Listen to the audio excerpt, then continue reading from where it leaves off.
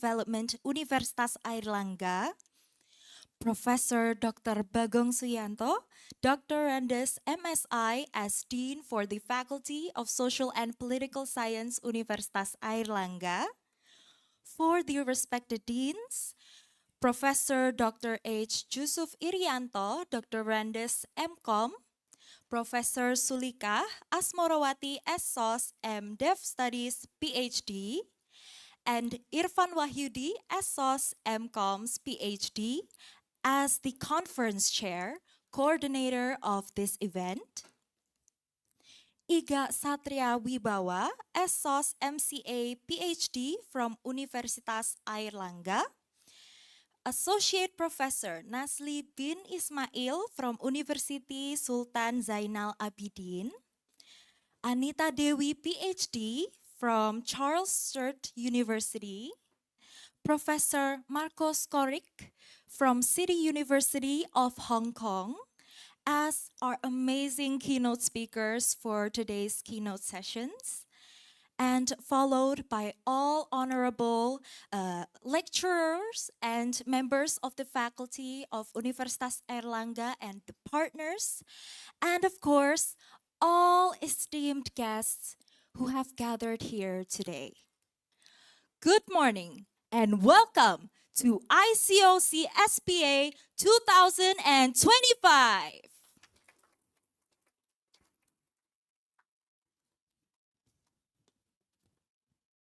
Allow me, Feli, to accompany you all as today's Master of Ceremony for today's seminar, the 11th International Conference on Contemporary Social and Political Affairs, where today we gather to confront a topic that is so urgent yet so complex: power structures and ethical imperatives of artificial intelligence in a fragmented global order.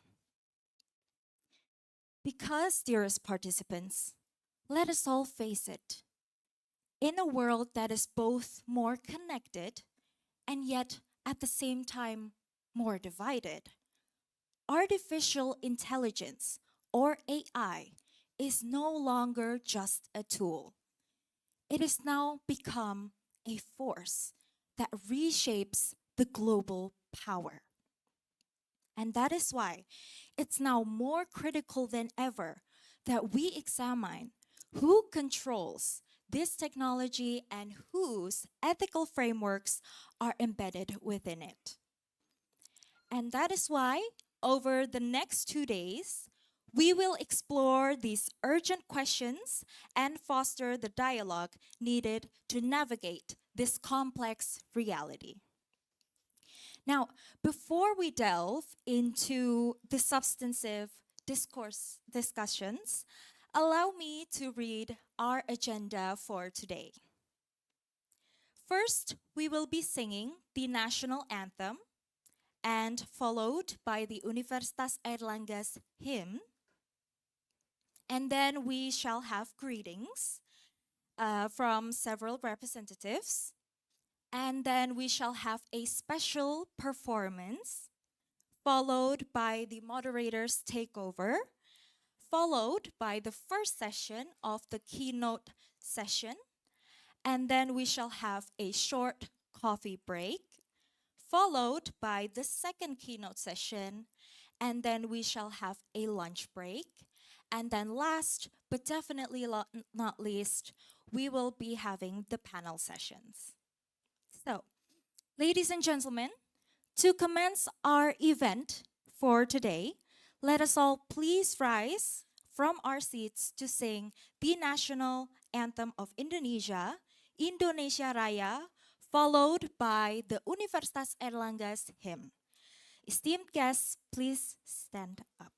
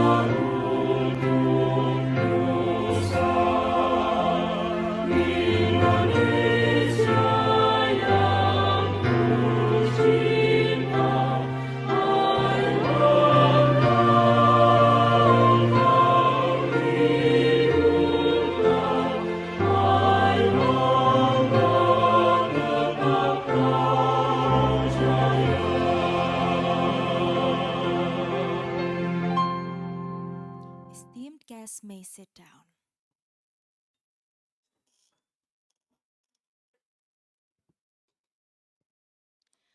Honorable guest, it is an absolute pleasure today for us to have Mr. Irfan Wahyudi as our conference chair, the coordinator of this very event, who will deliver his greetings and reports. To Mr. Irfan, the floor is yours.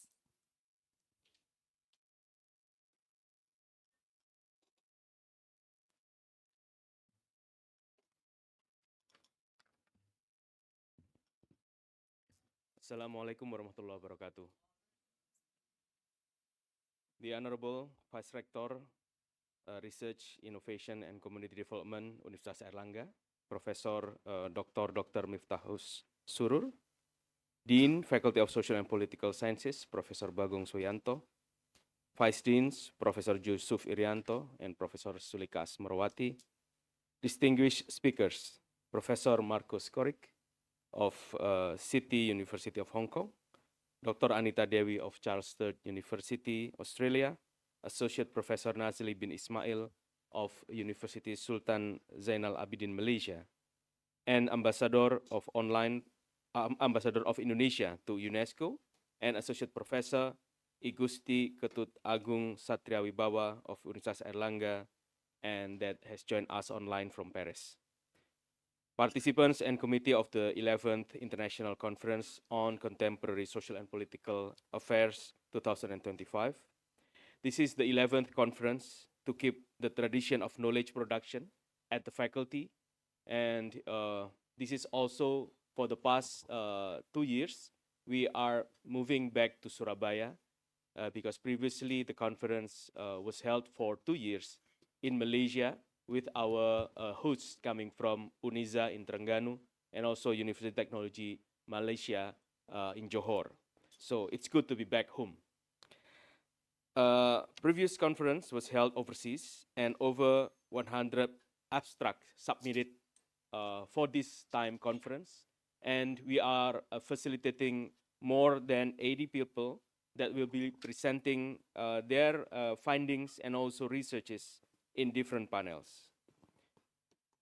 We will be having the panels for the next 2 days, and it will be closed by the city tour that hopefully all of you can join us as well in joining Surabaya.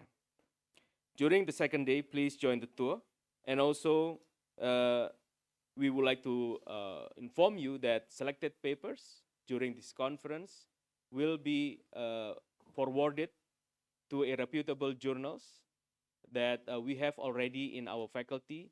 All of them are actually accredited by CINTA.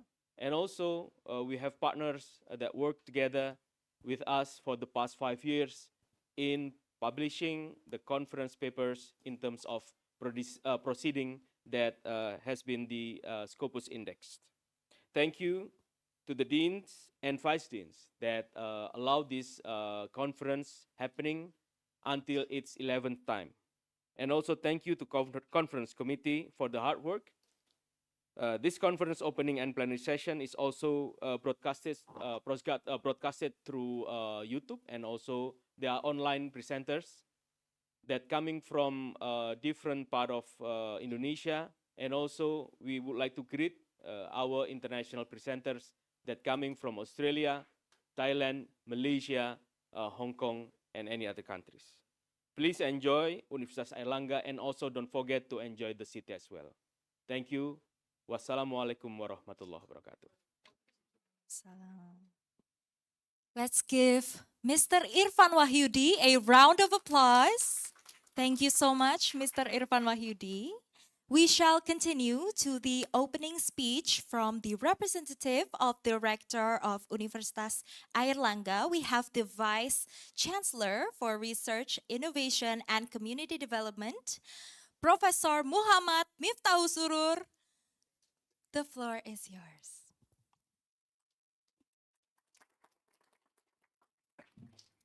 Bismillahirrahmanirrahim. Bismillahirrahmanirrahim. Assalamualaikum warahmatullahi wabarakatuh. the Honorable Dean Faculty of Social and Political Science, Professor Bagong Suyanto, Vice Dean, and of course, distinguished speaker, Professor Marco Skorik from City University of Hong Kong, also Dr. Anita Dewi from Charles Church University, Australia. Welcome. And also Associate Professor Nazli bin Ismail from University Sultan Zainal Abidin, Malaysia. And all the participant and committee of the 11th International Conference and Contemporary Social and Political Affairs 2025. It is an honor and privilege to stand before you today in this important gathering where we collectively reflect on one of the most transformative force of our time, that the advance of artificial intelligence.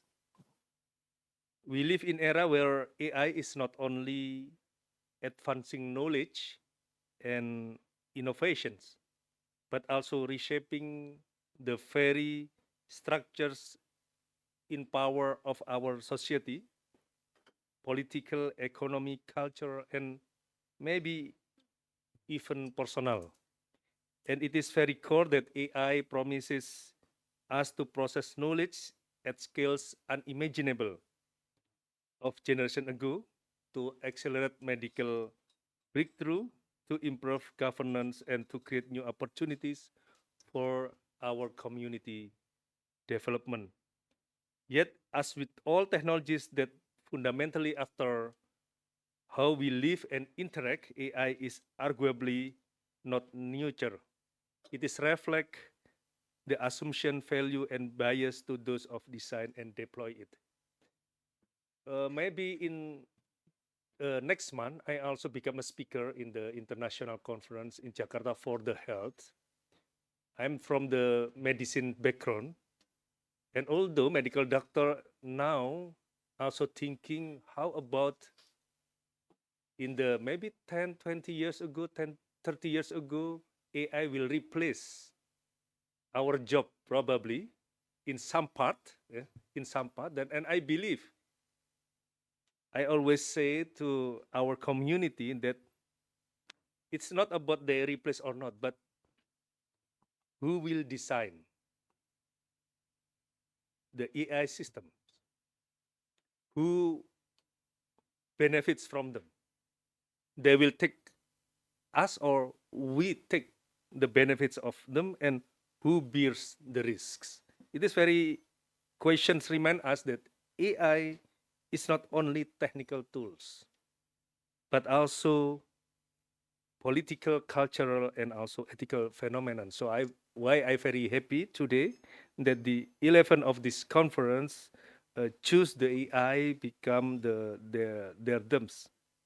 And I think our university, we are bridging the research and community needs by ensuring that AI innovations address local realities, whether in health, education, and also environmental sustainability. I welcome to participants from the foreigners. I heard from Thailand, Malaysia, Australia, Hong Kong, and also Indonesia, of course, who passionate to discuss about these important issues. And we must envision framework to that democratize AI development and that protect human dignity and safeguard cultural diversity. Let this conference be milestone toward a collective responsibility. Wassalamualaikum warahmatullahi wabarakatuh. Please give a round of applause. Thank you so much for the warm greetings, Professor. Now, dear esteemed guests, as a warm welcome from Indonesia, we are honored to present a traditional dance from East Java, a performance of Tari Remo. Now, for our international guests, a little background story. Tari Remo or Remo dance is a powerful and heroic dance where it is often used to welcome guests and to signify the beginning of a particular ceremony.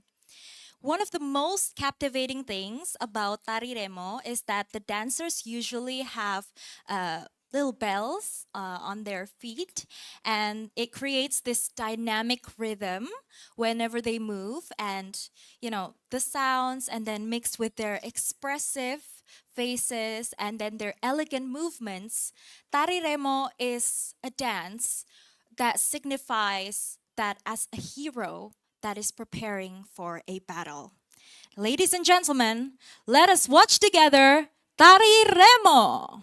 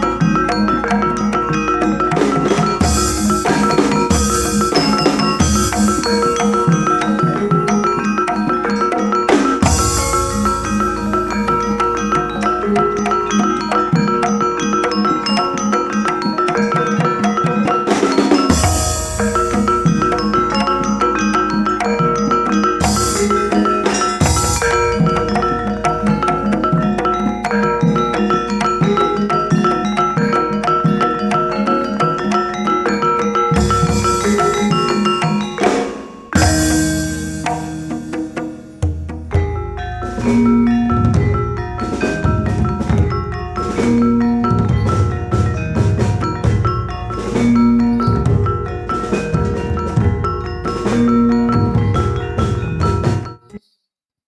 give another round of applause, everyone, for Tari Remo. What a very refreshing performance.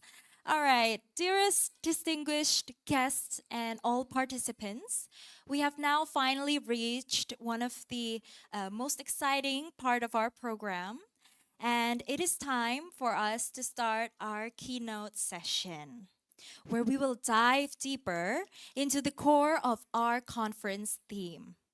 Over the next few hours, we're honored to have some of the most influential voices in the field who will share their perspectives on the profound power structures and ethical imperatives of AI that we face today. To guide this vital conversation and to introduce our distinguished speakers, we have a fantastic moderator with us today, Nur Syamsiah, a lecturer at the Department of Sociology, Universitas Airlangga, where she holds a bachelor's degree in sociology with honors from UNAIR and a master's degree in sociology from Lund University, Sweden. Her research focuses on sociology of digital society. Ladies and gentlemen, let us please welcome Nur Syamsiah onto the stage.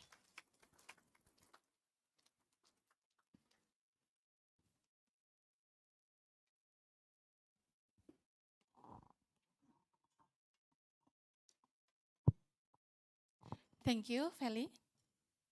Good morning, distinguished guests, keynote speakers, ladies and gentlemen. It is my honor to moderate today's keynote sessions at the 11th International Conference on Contemporary Social and Political Affairs. And this conference is held by the Faculty of Social and Political Sciences, Universitas Airlangga, with a theme, Power Structures and Ethical Imperatives of Artificial Intelligence in a Fragmented Global Order.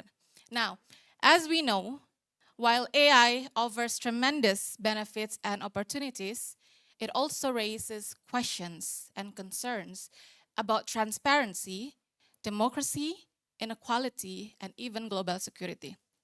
And that is why we gather here today to listen and to discuss with each other about this particular issue.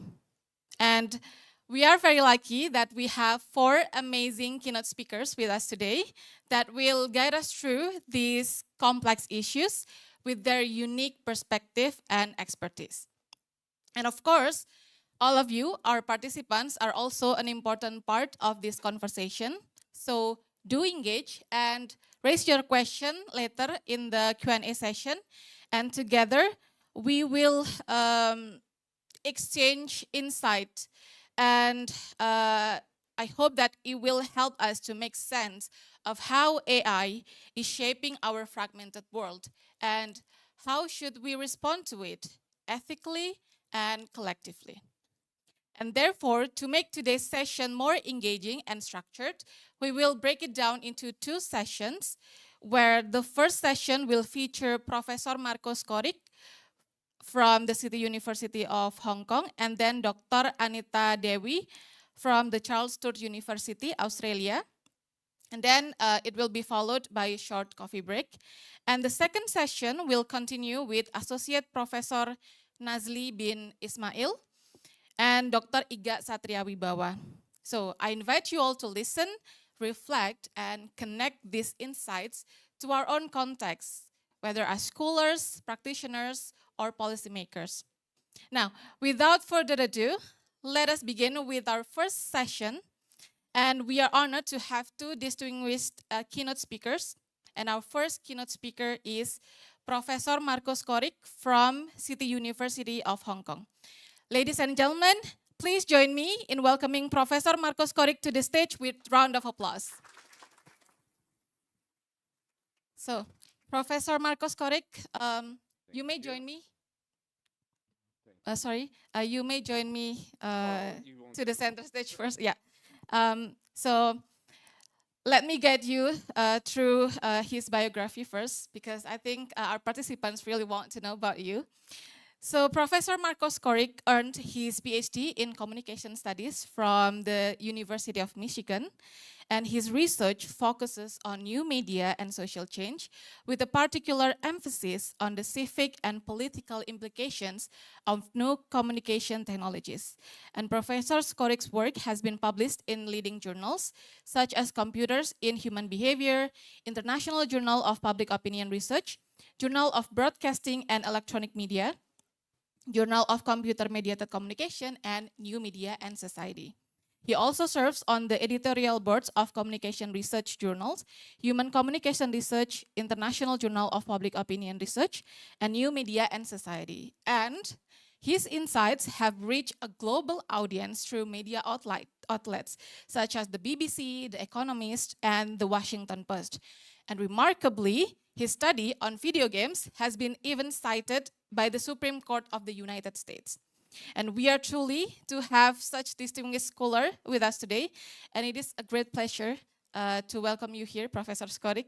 So, ladies and gentlemen, Professor Skorik will be presenting on the topic of digital threats to democracy. So, Professor Skorik, the floor is yours.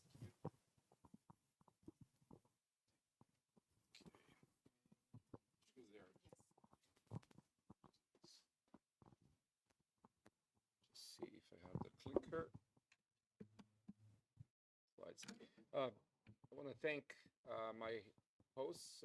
This is my third time in Surabaya in the last year. Probably not the last one, maybe another one this year. Again, I want to thank my hosts. They've always been most kind and generous.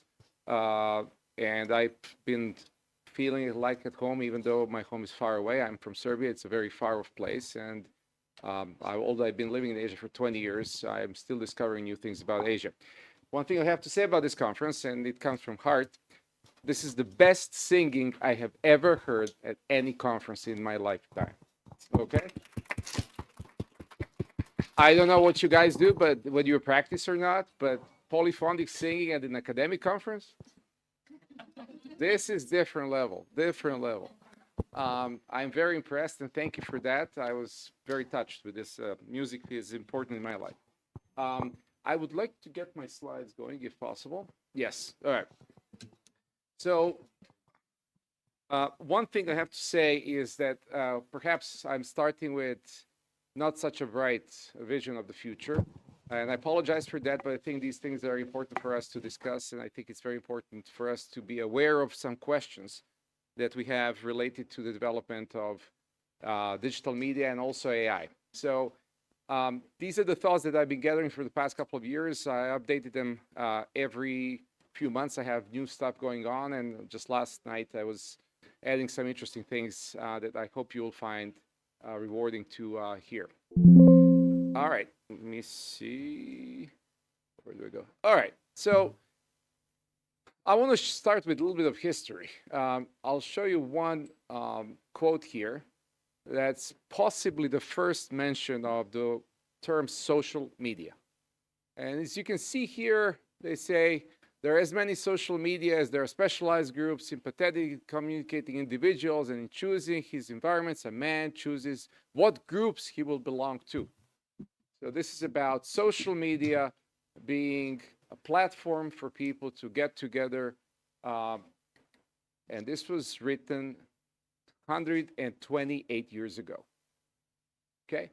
And it was published in a leading academic journal of the time. It was written by a scholar from University of Michigan who was impressed because they had telegraph and telephone at that time and photography. So this is about 100 years before we had any kind of digital media of social kind, so to speak. So this is the first quote. So just to tell you that social media has been around for a long time.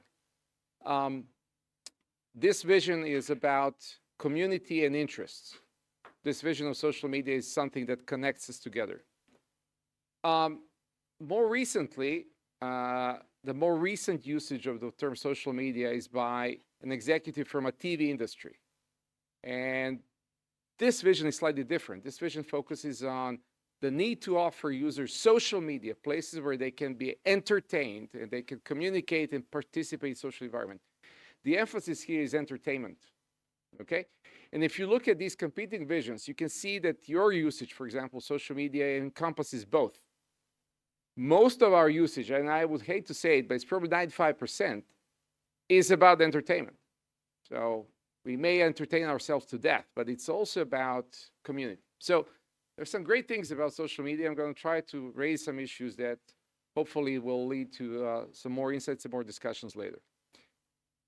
All right, so as you know, birds of feather flock together. People who share certain values, interests, ethnic origins. I've used this one. All right. People who share something in common. They could be, again, interests, ethnic origins, religious interest, ideologies, right? They flock together, right? And on social media, it's much easier to flock together because you can find those people wherever they are. And it's easier to keep other people away, right? So one thing also to understand is that one reason why we are very social, we are, as humans, one of the most social species in the animal kingdom, even though we don't know that, and sometimes we are pretending to be less social than we are. The most important thing is about the idea that by including some people, we also exclude others. Okay, and I will try to develop this kind of argument a little further as we go along. A lot of things on social media are what I would say unsocial. That doesn't mean they're antisocial. They're unsocial, meaning we keep certain people at bay. We isolate ourselves from other people, and it's much easier to do so online. In this, for example, in this room, it's difficult to avoid people. Right? Even if I don't like someone, even if I disagree with someone, I still have to be in the same room with this person. But online, I don't have to be with anyone. I can just delete, I can filter. Or what's happening these days, the platform is going to delete these people for me. Basically, it's not going to show anything that I kind of don't like. Now, why is this important? Because basically, what's happening in digital media is we are getting more and more of the same. Right? We're getting same kind of people, similar kind of content, and we are not being exposed to a lot of things that perhaps would benefit us. If you live in a very complex society, and Indonesia is a complex society, you need to know what's happening in all different corners of the world and of your hometown. You need to know that there are some very poor people, there's some very rich people, there are people with different ideologies. You need to know these things, but again, because of filtering, and especially because of algorithmic filtering, you're getting more and more of the same. Now, we have to be selective about who we are friends with. We have to be selective about the people we hang out and spend time with, and it's very simple. Think about going for a dinner party, right? If you're trying to go out with your friends for a dinner party, the magical number is probably 3, 4, 5. If you're trying to organize, oops, is everyone okay? Survived? All right. Young people are not easy to damage, you know. All right, so dinner party problem, right? If you're trying to arrange a dinner party for your friends, you know, if you have 3 or 4 or 5 friends, it's relatively easy. If you have 7 or 8 friends, it becomes tricky because people have different food preferences. People have different schedules. So if someone asks me to organize a dinner party for 7 or 8 people, I just say no, because it's too much hassle. One person doesn't eat this. The other person doesn't want to go to this restaurant. The other person doesn't want to spend too much money. In other words, we have to prioritize in everyday life with our social relationships. Online, this is usually done by someone else, in this case, mostly by platforms. So there are good things about having a lot of close friends close to you, but there are also good things about not having other people because simply it's difficult to manage. We have certain limits as humans about how many relationships you can manage. Now, there are certain negative externalities of social media platforms. For example, if you are, this is not mine, if you are online with a group of people who agree on something. For example, you all listen to the same kind of music. You all like K-pop only. or you are go to the same school, or you go to the same university and all that. From time to time, you will realize that you're probably going to be missing out. If you think about, for example, minorities, if you're a member of any kind of minority, racial minority, ethnic minority, gender minority, whatever, if you start isolating yourself, you will suddenly see that you will be probably further away from the mainstream. Mainstream is important because, for example, it provides access to resources, right? If you need to find a job, probably liking K-pop is not going to help too much, right? Probably having friends, if you're a student and most of your friends are your age, they will not be very helpful when you're looking for a job because you're all students, right? So in order to succeed in life, you have a more complex web of relationships. And sometimes this idea of kind of being close together, trusting each other a little too much is also dangerous. I've seen this, I've lived in many different countries. And sometimes when people get too tight, so to speak, when they are a little bit close together and kind of trying to keep other people at bay, they will suffer. And they will suffer in terms of loss of opportunities. They will suffer because they will only hear one version of the world. And they will exclude themselves from the kind of greater world out there. One thing that's happening, if you look at the United States, I think it's a good example. And it's, I think, a telling example because we should learn from other people's mistakes rather than make them ourselves.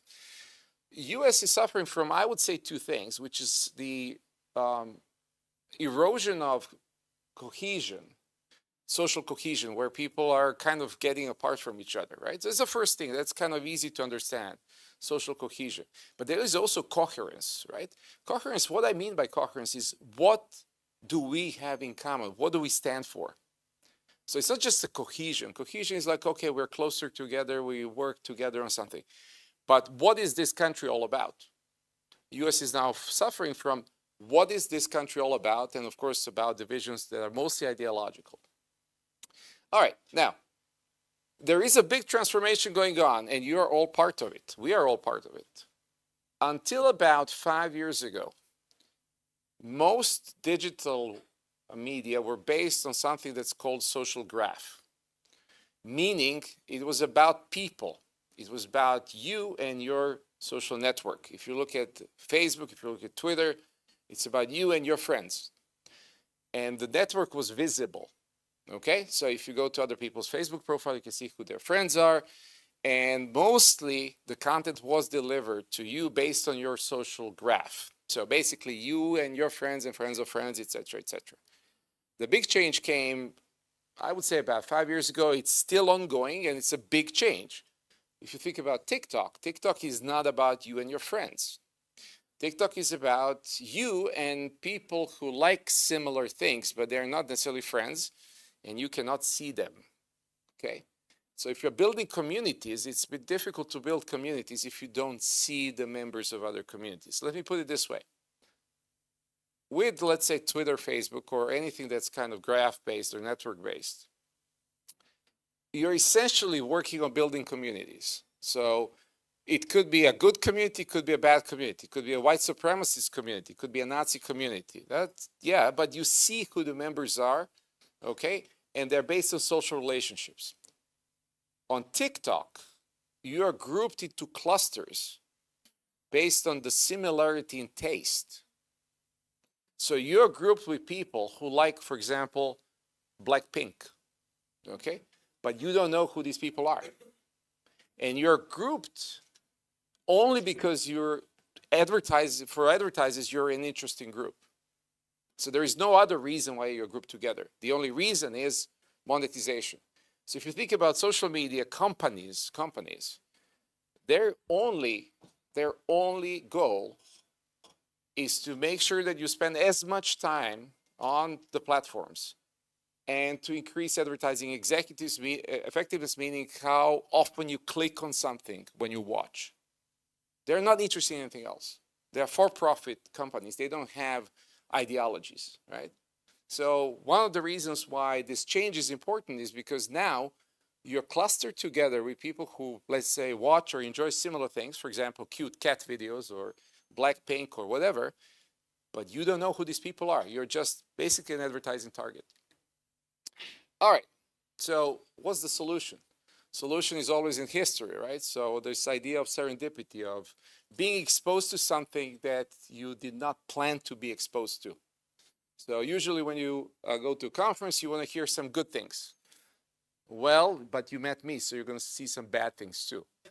Now, that's serendipitous exposure. You did not come here to hear bad things about social media, but there you go. That's the purpose of education.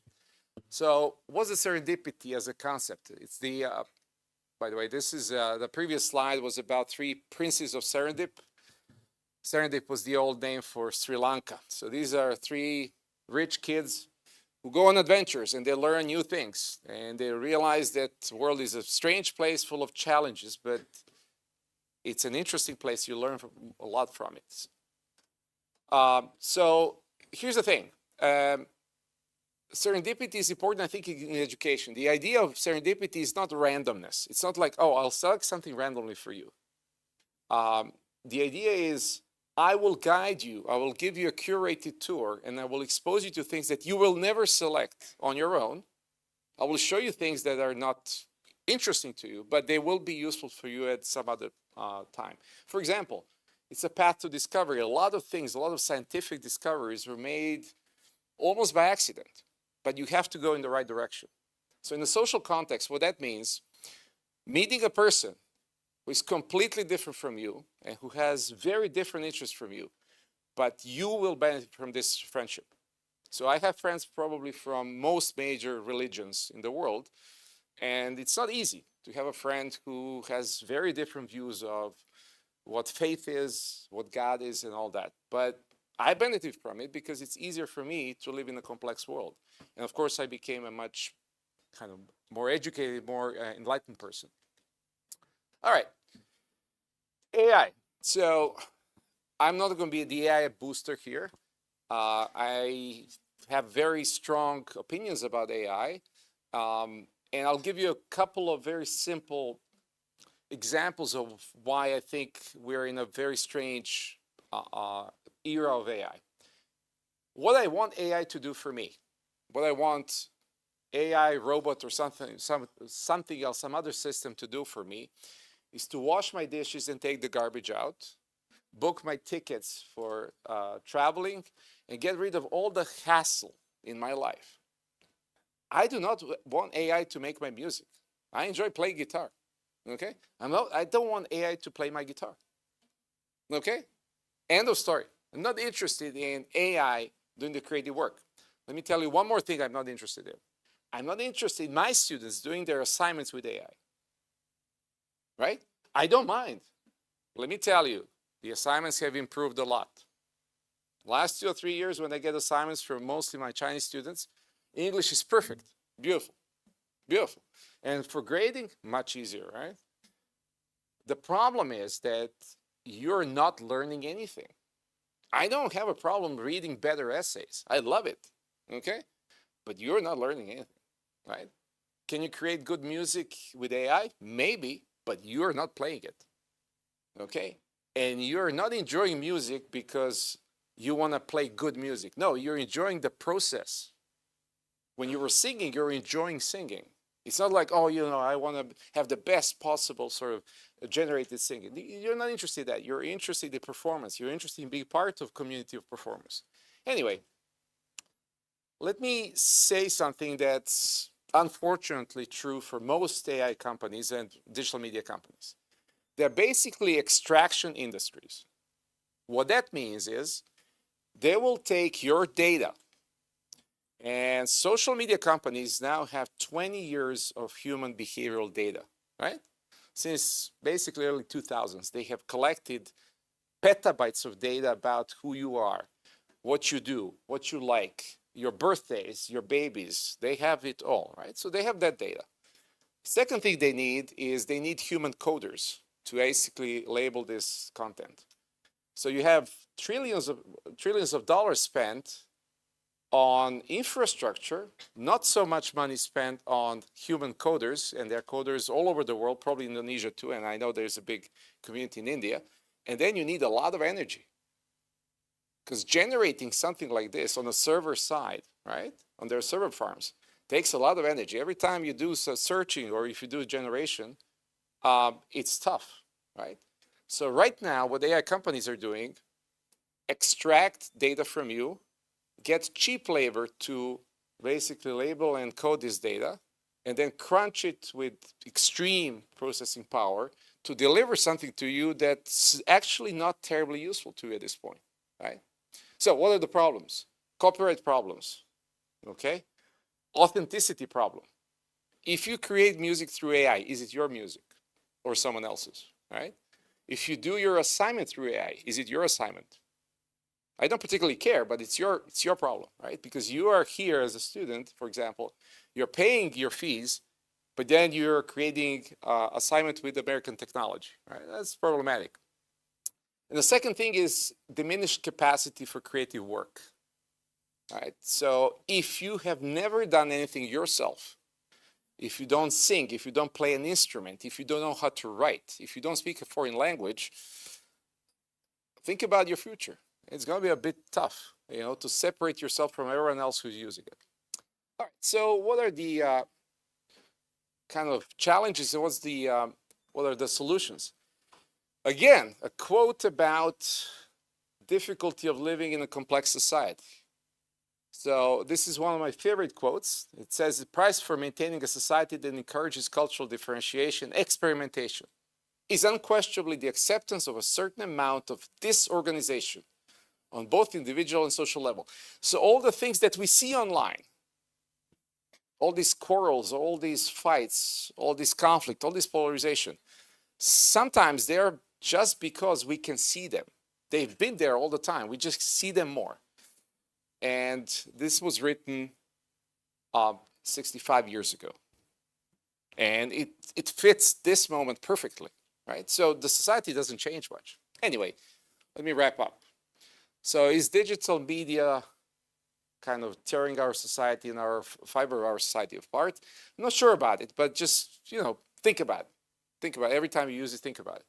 What are the solutions? Should we regulate? Should we punish? Should we ban? Here are some of the solutions. We can limit access.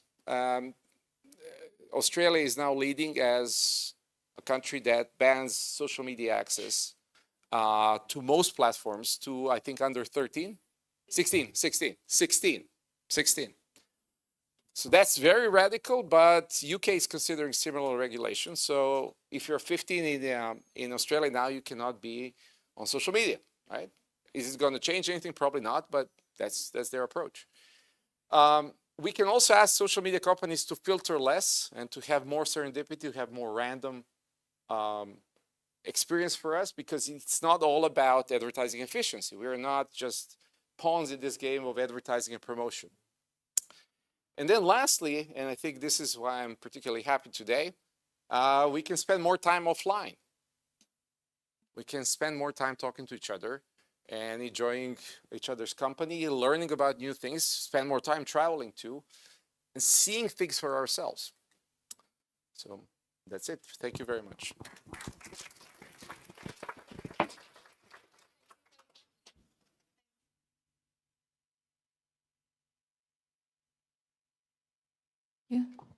Okay.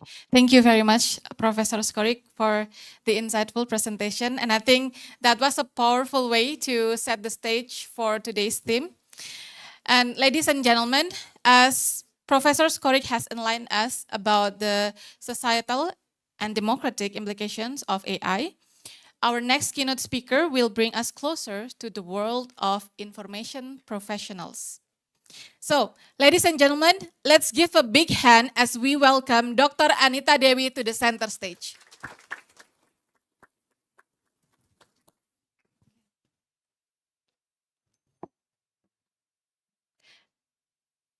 Ibu Anita, pleasure to have you here with us.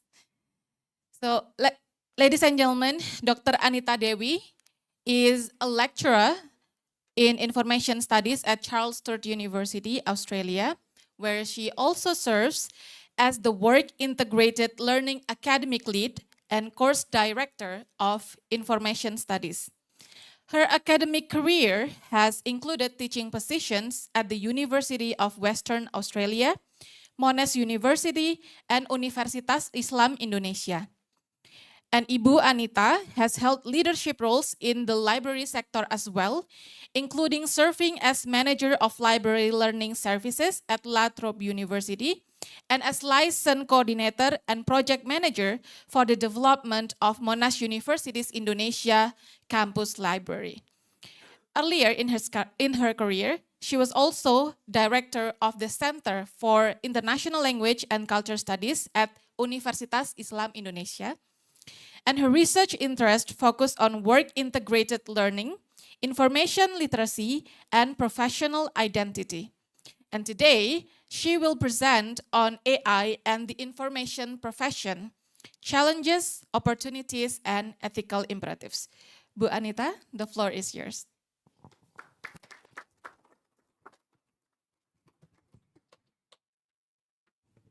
Thank you for the kind introduction. I'm a bit luckier than you are, Marco, by the way, because I'm a shorty, so I don't need an extra microphone. Assalamualaikum warahmatullahi wabarakatuh. Good morning, selamat pagi, Sugeng Enjang. Just in case you're wondering where I am originally from, I'm from Jogja. Okay. All right, pen and paper. You probably noticed I've got that, so that's a Gen Z thing. And I don't know about you, but I am in that stage where glasses, not glasses. Sometimes it's confusing. I can see, can't see, so on and off. Anyway, my presentation today, what I want to share today is probably more on the ground or applied level of, I guess visiting AI and things around us. And my emphasis is on the contemporary social affairs, so not on the political side of things, because we have an expert later probably. And it's more about labor transformation and the future of the population, profession on information.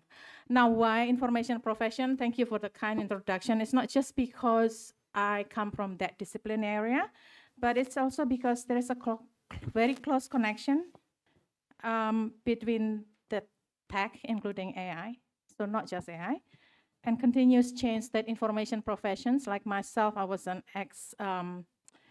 librarian. I still consider myself as a librarian, and the continuous change that we experience in that. All right. Now, before I begin,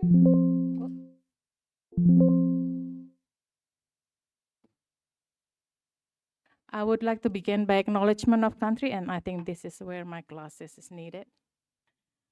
I would begin by acknowledging the traditional custodians of the land on which we meet today. I would also like to pay my respects to elders and present. I would also like to pay my respect to all First Nations elders, both past and present, from the lands where Charles Sturt University students reside. In particular, I acknowledge the Wiradjuri, Ngunnawal, Gandangara, and Biripai peoples of Australia, who are the traditional custodians of the land where Charles Sturt University campuses are located. And I know for sure that not many of you know about CSU or Charles Sturt University. I just want to introduce you to this very briefly, just so you know where I come from when I'm taking you through the journey in the next few minutes and my perspective into it. So we are not one of those great universities, big, Ivy League in Australia. Like when you go out of Juanda Airport, you see the big baliho saying, University in Australia, a lot of promotion. Yeah, we're not that. We're a regional university with 4 main campuses and regional country towns in New South Wales. And we do have recently 2 campuses in Sydney and Melbourne. So that's how we are. And we established in 1989, but we were actually founded in 1895 with the focus of education for the profession. Hence my talk today, because we have a specific, perspective on the world. Next, yeah, okay. Now, information studies itself, it's slightly different because we're the largest LIS, or Library and Information Studies schools in Australia. We've been working together with UNAIR, for example, quite a bit. And you can see that I'm not going to read through, but just a bit of a background. There are 30 academic staff of us. And when we're talking about the scale, imagine this. Indonesia, last night I talked to my For example, you have around 280 million population, yeah? We're not even 1/10 of that in Australia. So when we say, yeah, largest with 30 academic staff in the school, that's quite big compared to Indonesia, of course. Nothing, yeah, in terms of numbers. And we have around 1,700 to 2,000 students. The student profile are not mostly international students, so mostly Australian domestic with some international. And we also liaise with Hong Kong U Space. There you go, sir. Yeah. Now, again, that's the bigger picture. Now, about me, myself, some of you have probably seen me in academic libraries in Australia before, like in the introduction, it was introduced before. So I came from that with the perks of, you know, for those of you who've been to Australia, you'd probably know that parking is very expensive. Yeah. So being a library staff, you get the free parking. So all the perks, you know, the nice things being in the industry, before I move on to academia. So I have both of that perspective. And when I talk about AI, you may click the next one probably. Yeah, so when we talk about AI, it comes to me to think about what has it done or what has it not done to us? You know, and just a couple of days ago, before I left for Indonesia, before I sent the slides, actually, I saw this on a joke online, yeah? Artificial intelligence cannot take our job if your job has never needed intelligence. How about that? And then the response was, well, I don't understand. Oh, then you're safe because your job doesn't need intelligence, basically. You know, but for me, it's, okay, sorry. For me, it's a joke, but not necessarily a joke. For me, the moral of the joke, I think a bit, can we stay on the same slide first, please? Yeah. Is that, in a sense, AI still needs human touch. This is very much what Marco has said as well. I tend to take it from the bright side of things. With AI, it means that we are given opportunity to do things that we like playing the guitar, singing in my case, that are more creative and more intellectually exciting, not the boring stuff, not the, you know, menial stuff, yeah? Next slide, please. So when I go back to, you know, a few years ago to now, I've come to realize that this is our reaction really to AI has been. First of all, when AI, everyone is saying about that, then half of us say, oh, let's just not, you know, let's not do that. The other half say, yes, let's go, let's do it, okay? And then we've come to realization and start reflecting and we think, what is it? And wow, that's a lot. When you look around, you know, how many AI stuff out there, then you start asking, well, that's a lot. And then now we've come to realization, okay, well, AI is to stay, it's not going anywhere, but let's do this properly. So for fellow lecturers and teachers in this forum, from me, from the bottom of my heart, I said, okay, let's be critical to AI, critical of AI, not only of AI, yes, certainly about AI being used in, you know, doing assessment tasks and all that, but not only that, let's be critical of AI itself and the actor behind it, because it doesn't just run by itself, you know, it didn't start by itself automatically. There are people behind that. And when you think about it, this pattern is actually, from my experience, it applies. Oops. Oh, it works now. In the profession, in the industry, and also in education context, it's everywhere. Just a little bit of an example. Last month, I took some students to public library, and this is what I saw.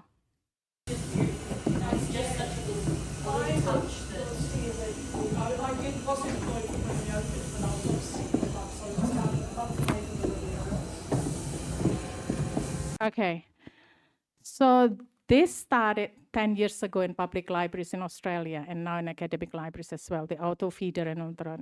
the rest of it. It created a panic 10 years ago. Oh, we're losing our job. You know? Did we lose our job? Well, for different reasons maybe, but not because of this technology. Okay? So this is just something that is happening and we can't really stop. So for us in the information studies, for example, AI is increasingly embedded in our workflows. It really transforms. It's not just technology, it really transforms the way we work. Just like what you saw in the previous slides, because it creates, efficiency and all the rest of it. So it offers efficiency, but also personalization. But it comes with ethical complexities as well. And this is the thing that I think we need to consider seriously and carefully, the human touch and the ethical side of it. That's exactly, aligned with what we're talking in the next couple of days. We'll be talking the next couple of days. And when I say human touch in the library world, I'm just using library as an example because that's an area that's close to my heart, but this is transferable, applicable across different contexts. At the same public library that I showed you the auto feeder just now, there is human touch like this, that this is where the information professionals are still needed. Selection of books, selection of resources, how we do it, how we handle it, may be facilitated by AI by a bit, but it can't be fully AI reliant. This is the children's section of that same public library. Both the content and the shelving, can't be done by AI. The decisions, for example, for the younger kids' books on the lower shelf, that's done by by professionals, all right? So, unfortunately, there is no way to run away from AI. Yeah, and you can guess that this picture or this image is used AI, and I'll show you a little bit of images from AI on library and research. So this one, I use the prompt, draw me library and research. Now, can I ask in the audience who have been using AI? Would you help me? It's okay, this is not a test, you're not being assessed. Okay. Keep your hand up if you're using AI for work. There you go. Okay. Who use AI for entertainment? Okay, no, and it's gonna be more. All right, so if you ask me, do I use AI? Yes, I do. But we've got to be very careful in doing that as well. What do I use it for? For example, this one. This is a book, 533-page long book. And what I used is, probably you've heard of Notebook LM before? Yes, okay. So I used it to create textual summary, but also audio-visual creation or audio creation. It creates a podcast of 2 people, American accent, unfortunately, not Australian. But it allows me to listen while I drive or, do me a pre-reading before I go into reading the 533-page long book. It's actually quite interesting to put your writing into it and listen to how these 2 people, not people, to AI, talking about your writing. So this is one of those spaces where we can, I guess, use AI. AI is just, so very it's everywhere now, isn't it? There's so much excitement, but also, honestly, a lot of questions. Absolutely. So what does this genuine great leap forward in AI, especially with machine learning, actually mean for how you listening, access, and understand information? Okay, imagine a This program. deep dive They can write a poem, is your shortcut to getting informed whip up a dinner about recipe. Okay, so that's a bit messy there, but there are 2 audio, then you can set it up. It's longer, shorter, and the rest of it. So you're still in control. It can even create your visual I guess, video presentation. When you think of a and things like library, that. what pops into your head? Quiet halls, endless shelves of books, right? Well, get this. Those Anyway, so I'm not going to play that, but you get the sense that we can use AI, but again, go back to the ethical side of things. Now, what matters is the conceptual and ethical foundations. So defining AI in the information context, because AI encompasses technologies like machine learning, natural language processing, and predictive analytics. Now, in the library world, these are used for tasks like automated cataloging, virtual references, and so on and so forth. But the role of information professions as a guard is also evolving as AI infuse the world, including in information literacy, which is one of my research focus, for example, automated decision-making, and the crucial need of explainable AI. I think this is quite a few concepts where we need to dig into further into AI. How is it explained, how it comes to being when it gives us answers and so on. Also key is the core ethical principles in librarianship in my world, for example, that it is grounded in values, the professional values. So that is a key point to understand and to consider. Things like intellectual freedom, for example, privacy, equity. You're talking about gaps before, Marco, so equity, and as well as professional integrity. And not less important is the ethical framework. So there are national, international bodies that have released ethical frameworks on the use of AI. So that needs to be seen, reviewed, and revised as needed, because the change is continuous.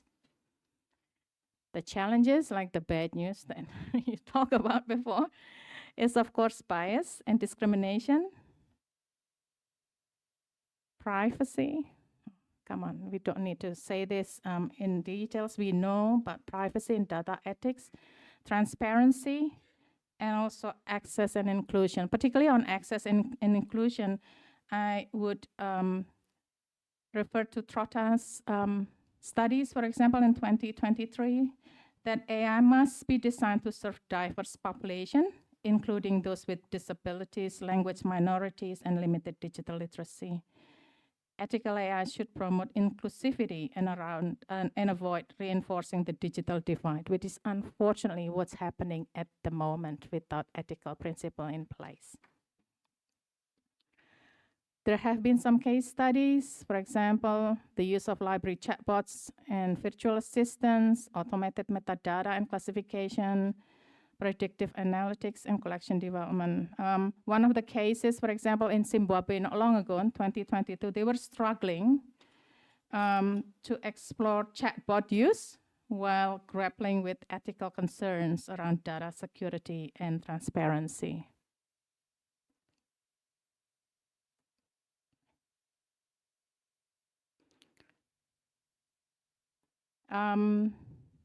All right, and there are also other case studies in Australian contexts, for example. Yeah.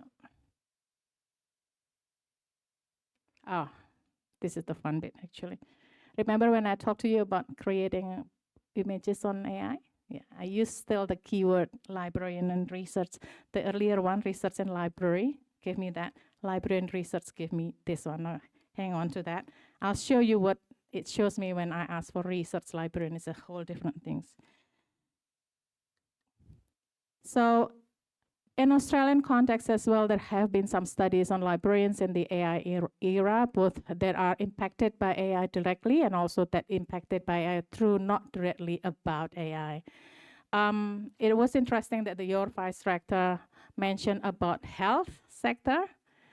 It is also a big thing in the health librarians, and it just happens that recently it's still work in progress that I'm doing, how AI is used or not used or misused in the health library sector.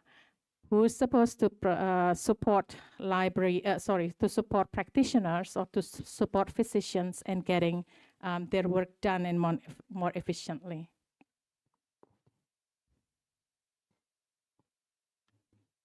Right, so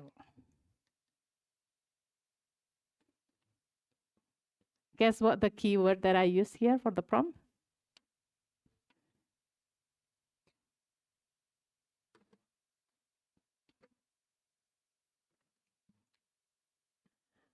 Research librarian, and you see how it becomes male with a, so it's creating it for us and giving us a limited view. So I asked, no, I'm not happy with this. I want a woman, right? I ask again, give me this. So it's showing who is creating this behind the scene, right? The third time,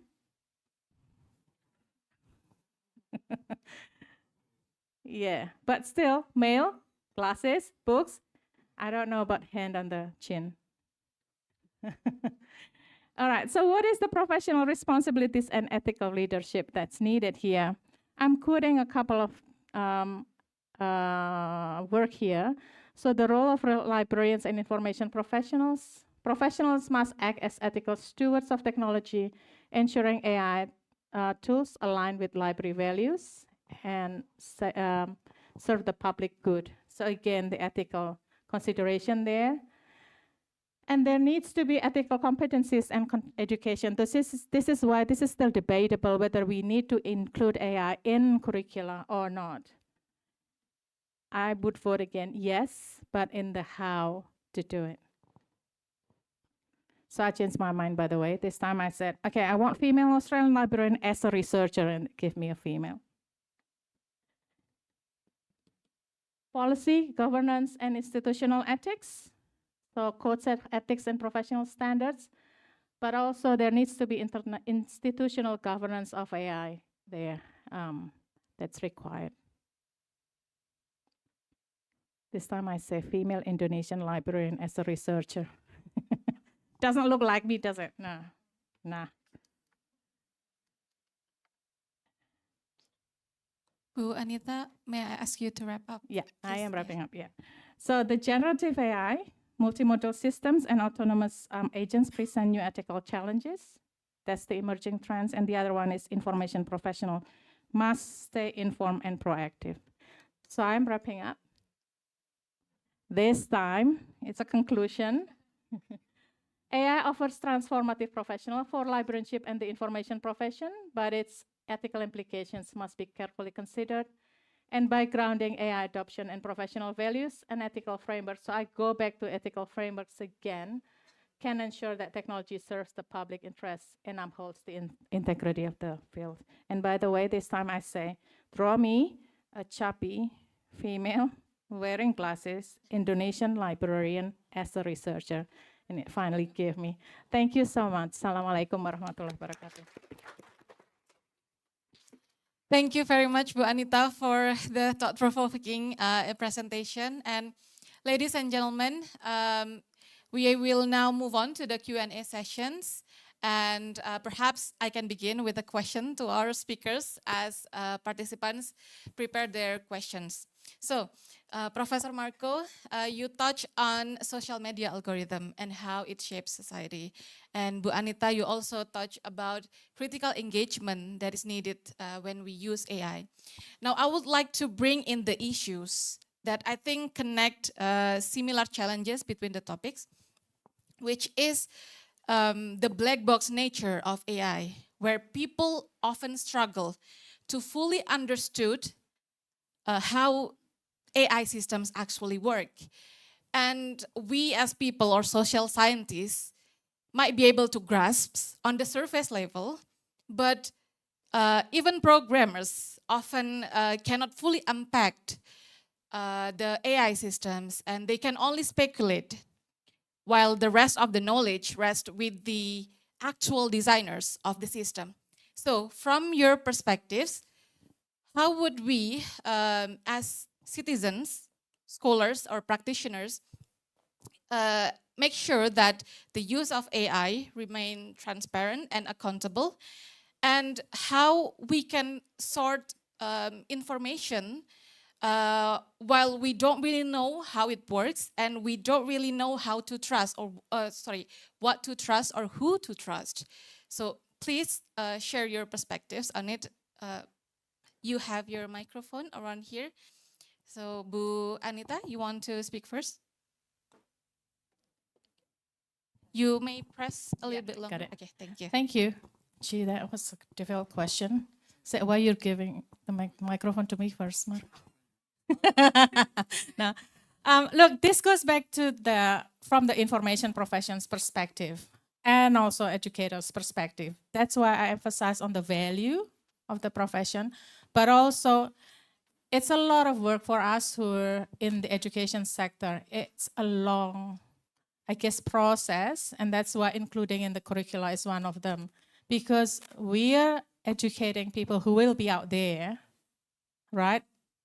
Who will be thinking critically about AI, although we can't see what's down and behind the scene, right? But if we have the ethical value, the professional integrity principles embedded into the professionals as well as the educators, that will help. Is there any way that we can completely control it? I doubt it. I just have to be honest. If I say yes, I'll be lying to all of you. But there is a process that we can filter it. And remember, again, it's not something that is alive by itself. There are actors behind it. I hope that answers your question. Really, Kind really of. interesting. Yes. Yeah. That's yeah. powerful. Thank you. Thank you for raising the issue of black boxing. Most models are black boxed. There are very few companies that operate white box models. In white box models, you basically see what's inside. The problem is that even if you white box them, you need a PhD in computer science to understand what's going on. Even a bachelor's degree would not do it. So we have a kind of a fundamental problem here. OpenAI actually was started as a foundation to address that problem, right? In the meantime, it became something else, right? So if you see that you have two white boys fighting, each other, Elon Musk and the guy from OpenAI, there's a problem there, right? And the problem is mostly about money. Currently, I can see some useful things that AI can do.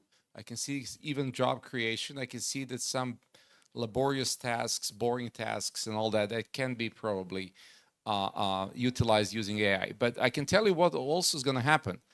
Lots of you who are undergraduate students will lose opportunities for internships. I don't need an intern. I need someone to make coffee for us or something. But for PPT, for like this basic research, you don't need it.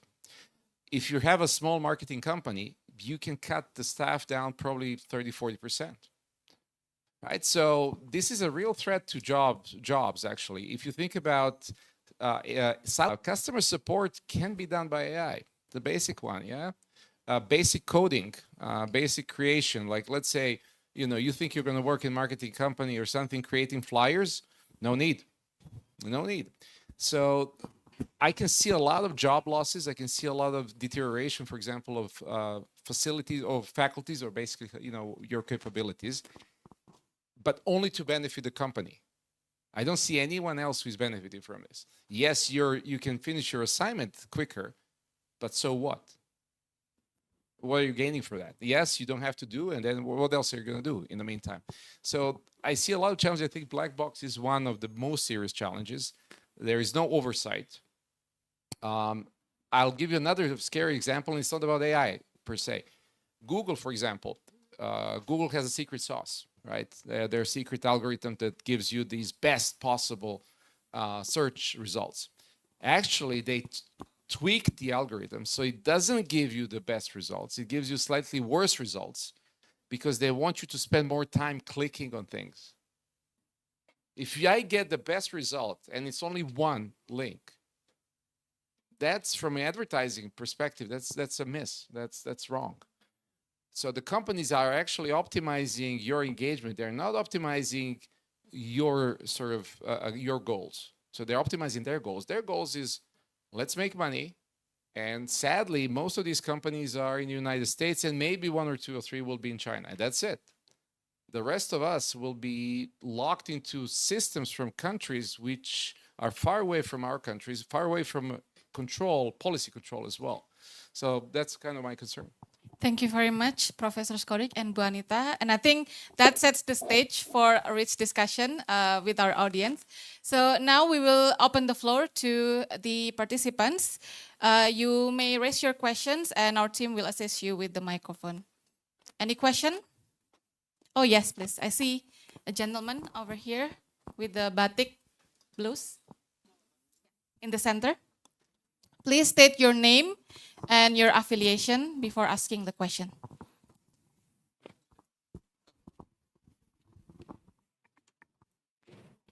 Tes 1 2, oke.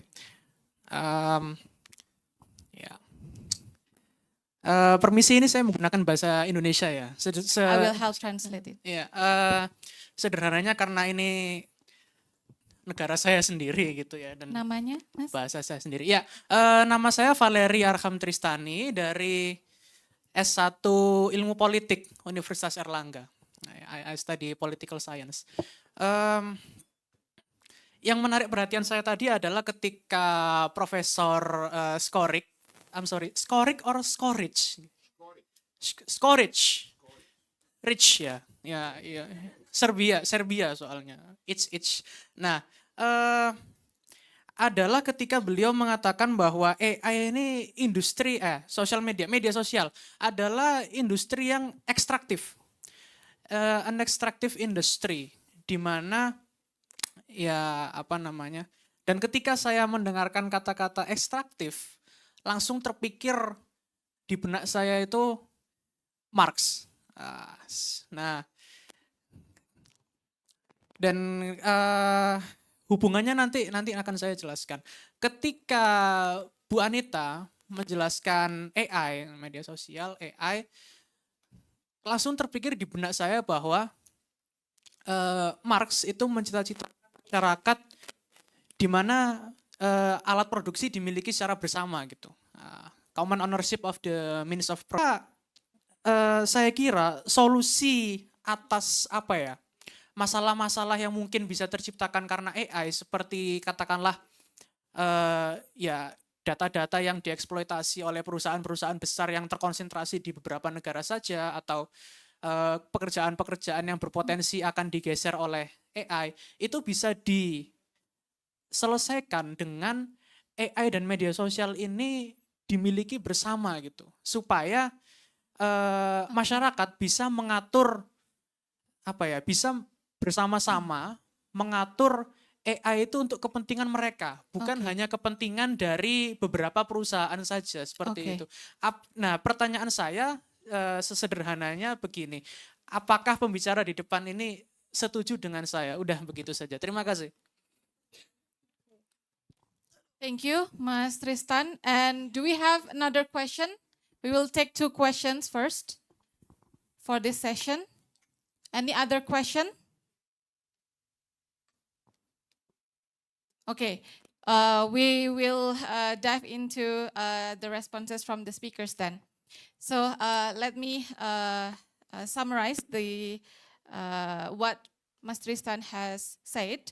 So he was proposing whether the social media or AI should be produced or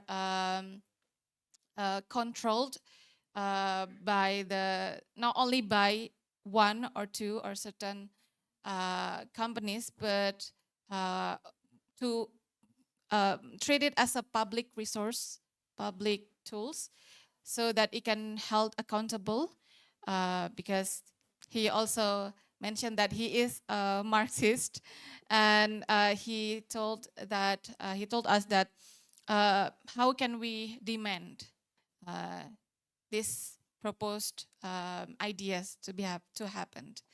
So maybe Professor Marco, you want to answer it first? Yeah.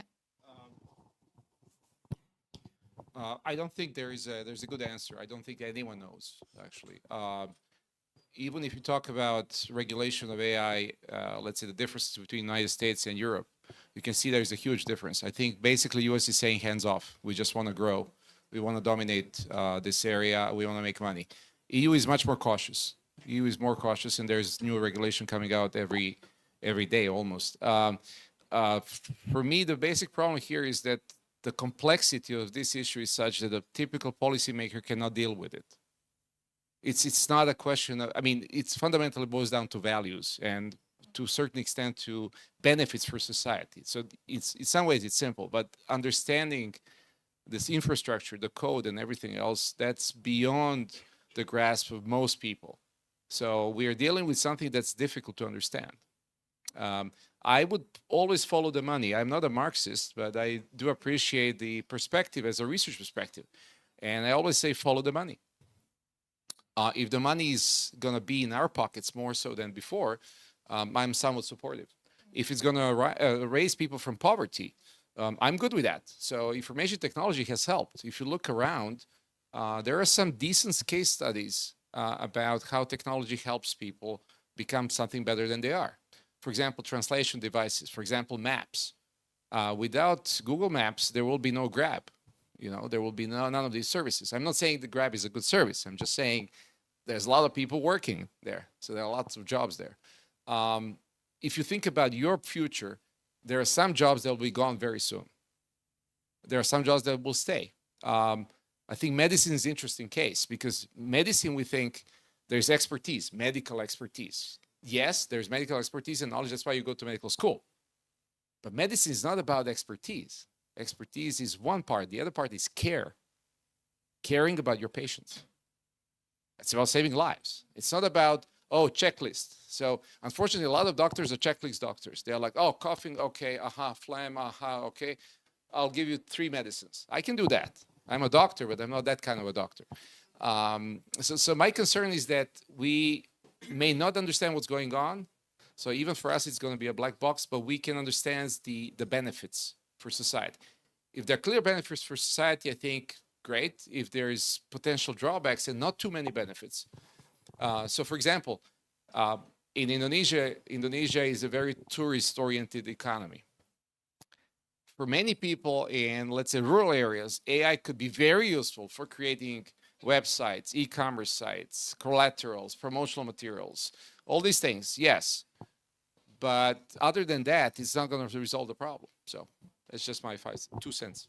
Thank you, Professor Skoric. Bu Thank- Anita? Thank you, Mas. A very interesting question. I'm going to ask you back. How has our society has been looking at, pre-AI? Has it been like involving common ownership, like what you mentioned? I think that's the phrase that you were after, yeah? Common ownership. Ideally, in the ideal utopic world, probably. But in reality, this is the world that we live in. So what we can do is not only being responsive, but anticipative of what is happening. So involving, that's why my emphasis on values, integrity, and the rest of it. At some point, we can only respond to them. Unfortunately, I'm not closing my eyes in that it does impact badly, particularly on the vulnerable communities, and that makes sense. And what we can do is be ourselves in our role and help people that is in that category to handle these things, these AI challenges or negative impact to the best that we could. Unfortunately, I don't have a happy answer to your question because I don't think that kind of answer exists. And that's quite universally applicable, not only in the US or Europe, Australia, Indonesia, it's everywhere. We just have to be creative. And I trust I have lots and lots of families, relatives, and friends from Indonesia. You are all super creative. So I think this is where we can step in and act on it and be critical of it. Don't be shy. Be critical of it. I have an example. This is probably, again, more on the ground example.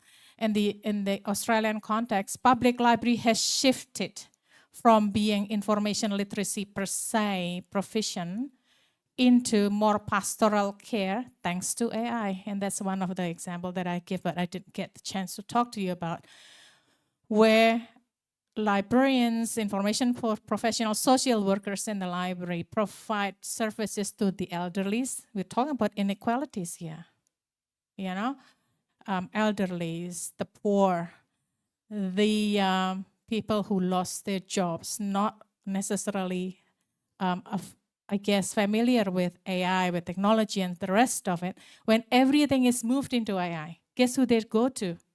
Information professionals for help. We used to not do these kind of things, right? At some point I said, oh, no, I don't want to deal with that. I have to admit, but there's no other way. So yes, I'm sorry. Very disappointing answer, but we're not living in that utopic world, unfortunately. Thank you, Bu Anita. And that was a very thoughtful discussion. And due to time constraints, unfortunately, we have to conclude this keynote session to an end. And we have learned so much. And then we also have learned about how we can critically engage with AI. And I hope we can reflect on our daily context, whether it's as professionals, scholars, and citizens. And I would like to thank our distinguished speakers, Professor Skorich and Ibu Anita Dewi, for your amazing presentations. And we will now have a short coffee break before continuing the second session. And the refreshments will be served on the fourth floor. And so please, distinguished speakers and guests and speakers of the conference, you may go to the fourth floor and enjoy the refreshments. And please be back in this room by 10:30. As we will hear from Associate Professor Dr. Nazli bin Ismail and Dr. Iga Satria. So enjoy your break and see you shortly. Thank you.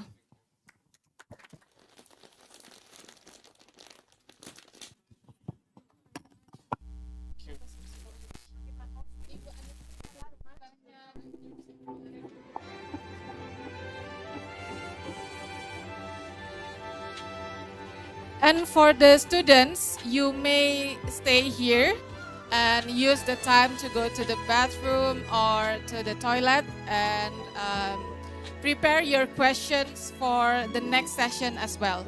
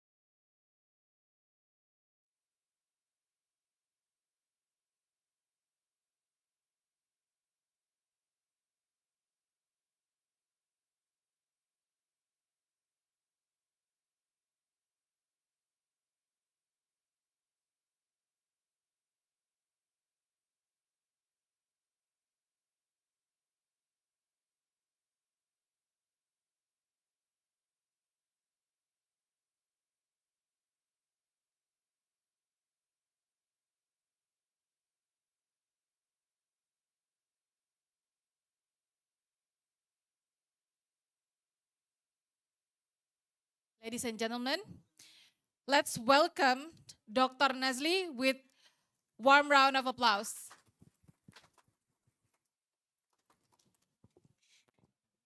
Yeah. Dr. Nazli, we are very fortunate to have you here with us. And ladies and gentlemen, Dr. Nazli is from the Faculty of Law and International Relations at University Sultan Zainal Abidin, Malaysia. And he is currently serving as the Dean of the faculty and served as Deputy Dean for Research, Development, Student Affairs, and Alumni in the previous years. He holds PhD in cyber law from the University of Edinburgh in the UK. And as law practitioners, he had served at Messrs. Fatima Zainuddin and Associates, and later as a legal executive at Tenaga Nasional Berhad before moving into academia. And Dr. Nazli's expertise lies in cyber law, media and IT law, commercial law, and constitutional law. And his research has been widely published in journals such as Russian Law Journal, the International Islamic University Malaysia Law Journal, and the University Utara Malaysia Journal of Legal Studies. His work covers issues around cyberbullying, cryptocurrency regulation, intellectual property challenges in the digital era, and the governance of online news portals. And most recently, his research has explored the legal frameworks for artificial intelligence in Malaysia's legal practice, which focus on the balance between due process and access to justice. And today, Dr. Nazli will share his insights on artificial intelligence and cybercrime, Malaysia's legal and policy responses in a fragmented global order. Dr. Nazli, the floor is yours.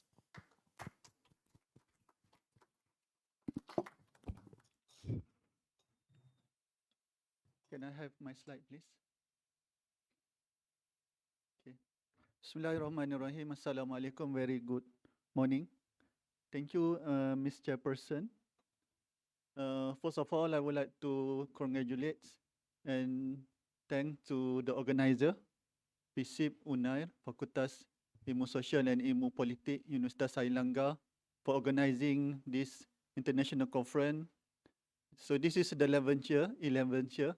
So congratulations for hosting the event. So my name is Nazli. You can call me Dr. Nazli. I'm from Faculty of Law and International Relations, UNIZA. At our faculty, we combine Hukum and HI. We combine Hukum and HI, unlike other universities, whereby they have separate Fakultas Hukum or separate FISIP. But at UNIZA, we combine Hukum and HI. That's why we have Faculty of Law and International Relations, Antarabangsa. And UNIZA is one out of 20 public university. There are only 20 public university in Malaysia, because population is roughly 33 million. Compared to Indonesia, population is 280 million. The Malaysian population is only 33. The latest one is 33 plus, 33 million. It's very small population compared to Indonesia. All right.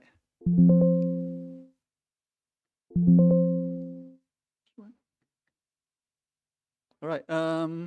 I have prepared about 20 slides, so I'm going to skip some slides. I'm going to go into the focus. So I'm talking about AI. The irony is that I'm using AI to produce my slide. I'm sure some of you are familiar with Gamma. Are you familiar with Gamma? So you can see that this is from Gamma AI, but the input is from me.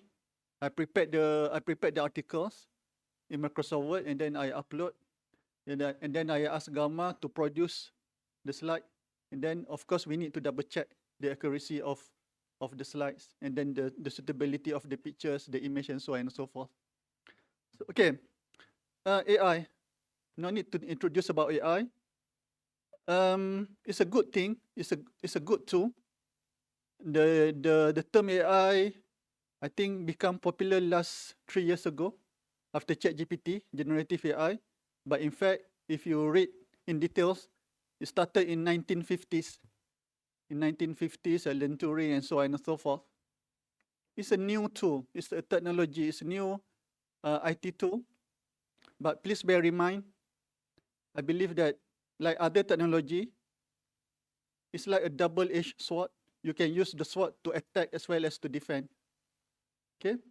The session this morning, Prof. Marco and Ibu Anita have shared some input about AI, social media, AI for library, and so on and so forth. But my topic is about cybercrime and AI. Okay. The two image here, the first one, the old way, the another one is the AI power attack. In the past, cyber criminals must be very IT savvy to produce the code, to create the malware, the malicious software before the cyber criminal can release and spread to the world at large. But nowadays, because of the AI, it becomes easier to create malware. It becomes very easy to create malware, and the cyber criminal can share the code with other colleagues, with other friends, and then spread the virus, the malware, can affect more computers. So the old way, IT savvy, of course you need to know the coding and so on and so forth. But nowadays, because of the AI, the new technology, it becomes easier to become cyber criminal. It's easier to become cyber criminal because of the AI. Okay, I'm not encouraging you to become a cyber criminal, but I'm saying that that's the reality. It's easier to become a cyber criminal nowadays because of the AI. Double-edged sword, you can use AI for good things. At the same time, please be careful. Do not abuse or misuse the technology. According to a few reports, there are many reports, the rise in cybercrimes is almost 300%. This is a reported incident. Okay, the statistic is based on reports. For sure, there are many other incidents which are not reported to the authorities. So I believe it should be more than 300%. Because of the AI started become popular after the ChatGPT. And World Economic Forum highlighted that January last year, an employee in Hong Kong-based company was dubbed by a deep fake video. As a result, he suffered losses $25.5 million US. So just imagine the size of the losses. Just imagine. This is reported. For sure, there are other small incidents, but not reported to the authority. That's why last slide, the previous slide, I showed that report showed at least 300% surge in cybercrime because of AI. The impact and urgent response, for sure, any country cannot just do nothing about the new development. We need to respond to the development. Of course, laws, rules, and regulation are always lagging behind. Laws and regulation always lagging behind. Wait and see approach. But it's not going to work if we adapt wait and see approach. That's why the government take a few initiatives to combat this scenario. At the moment, so my slide, I'm going to share what we have at the moment and what we plan to have in the future. Okay. In 1997, the Malaysian Parliament passed statute by the name of Computer Crimes Act 1997. It's almost 30 years now. The statute was passed during Dr. Mahathir Ream as a Prime Minister, because in 1996, Dr. Mahathir launched a project by the name of Multimedia Super Corridor, MSC Malaysia Multimedia Super Corridor Project, to replicate the Silicon Valley in the US, in the state. For that reason, the government felt that we need to have Computer Crimes Act, because we learn from the past, if there are no statute, a wrongdoing cannot be declared as an offense. Okay, the first reported incident about cybercrime occurred in 2000, started by 2 college students in Philippines, drop out actually. 2 college students from the Philippines, they developed love-bug worm. The first reported incident, you can Google later, love-bug worm, developed by 2 college students in Philippines, and then they spread the worm, affected computers around the globe, not only in the Philippines, around the world, then caused millions of losses, $1 million of losses. But unfortunately, fortunately for the cyber criminals, they were not punished by the police because at that moment, the Philippines do not have cyber crimes law. Like I said earlier, if there is no law, that wrongdoing cannot be considered as an offense. So even though they committed the offense, but since the wrongdoing is not considered as an offense, hacking back then, so they are free. They were free. So learn from the lesson learned from the incident. So the Malaysian government passed the Computer Crimes Act 1997, but of course there are limitations to the statute because there are only deal with 3 offenses. Number 1, unauthorized access to computer material, or we call as basic hacking. So before this, before 1997, basic hacking is not an offense. Why? Because there is no statute.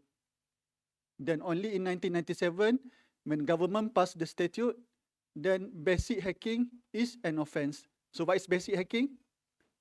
Basic hacking is basically unauthorized access to any computer. Unauthorized access meaning you are not given permission or authority to use the computer, but you use it. And the word computer is not meant exclusively for computer, your desktop or your laptop. The word computer is defined to refer to any electronic device that can perform the 4 functions, the arithmetic, logic, storage function. So basically, based on the generic definition from the statute, even your smartphone can be considered as a computer, even your smart TV can be considered as a computer, and many new electronic devices can be considered as computer under the law, because they use the generic term of any electronic device that can perform the 4 functions. And then the second offense is unauthorized access with intent to commit further crimes. This is hacking offense. Just now, basic hacking only unauthorized access. That's all. Hacking offense, you hack into the computer and then you did some terrible to the computer. It's like spreading worm, spreading virus. It's going to be charged under hacking offense. Then number 3, unauthorized modification, modify data in computer. For example, student in the past, there are student reported or unreported incident whereby student access computer to manipulate, to change their grade from C, for example, to A. So it's an offense, unauthorized modification. All right. Of course, there are limitations to the statute. I'm going to explain later. And then in 2010, the government introduced a new statute by the name of PDPA, Personal Data Protection Act 2010. Why? Because I'm sure you already know that data is very precious. It's considered as a new oil. Data is a new oil.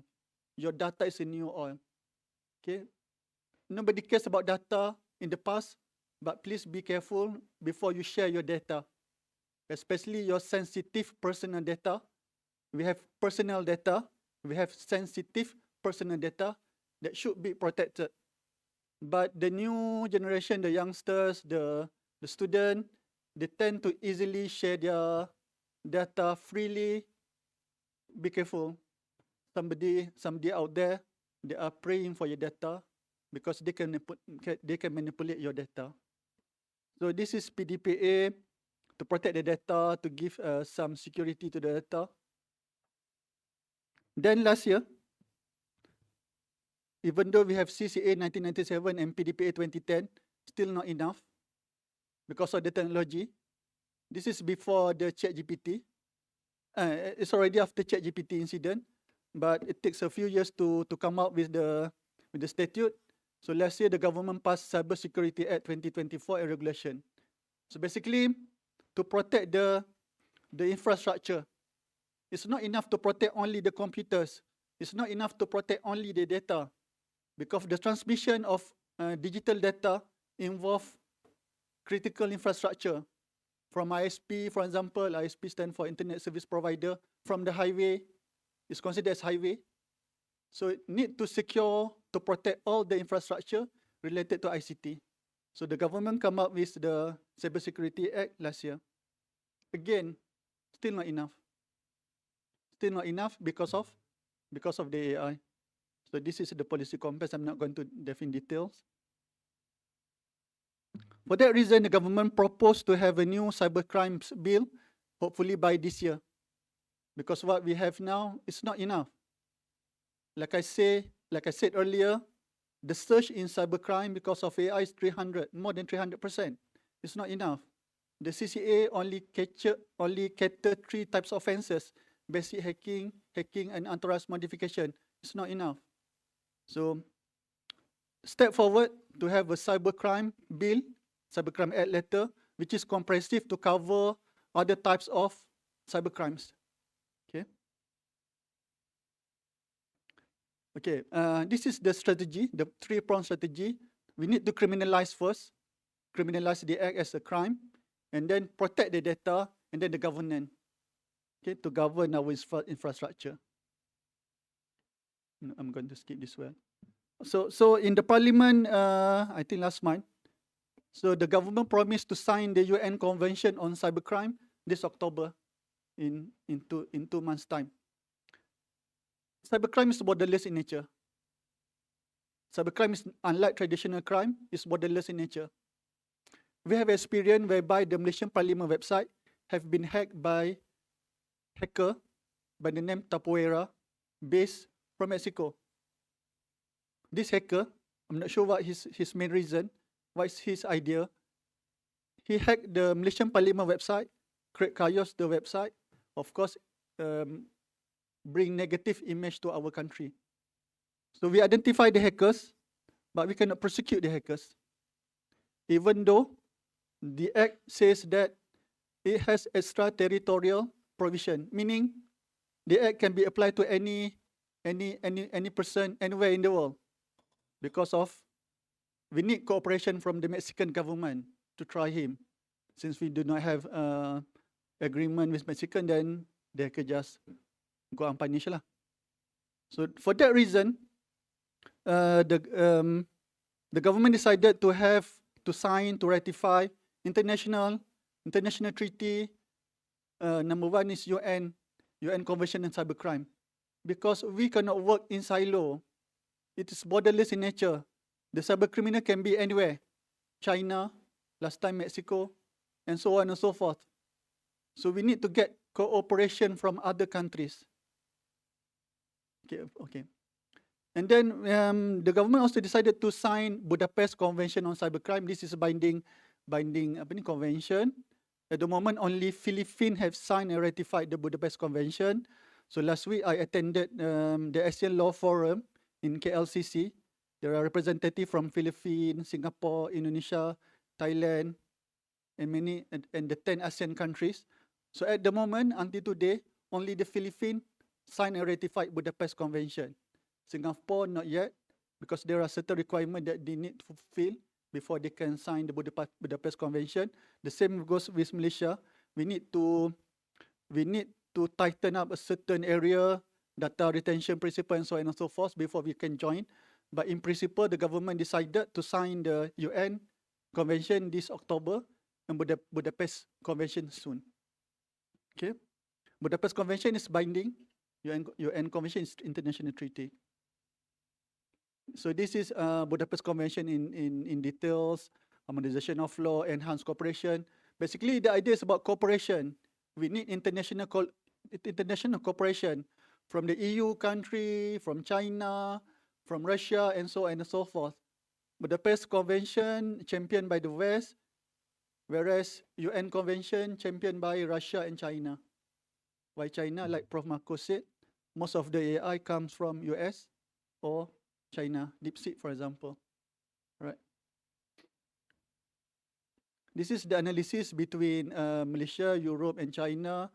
The European Union, EU passed EU AI Act, but still there are issues. Some says that it's quite rigid. Be careful when we want to have law, because the law should govern the tool, but do not chilling effect. Do not have some chilling effect on the technology. So we want the technology to grow, but at the same time we need to control. Okay. Governance. Okay. This is the three-pronged approach. So proposed legislation reform, cyber bill coming, signing of UN, and then Budapest Convention. I'm going to I think I'm going to skip this one. I'm more open to question and answer. All right, that's all from me. Thank you very much.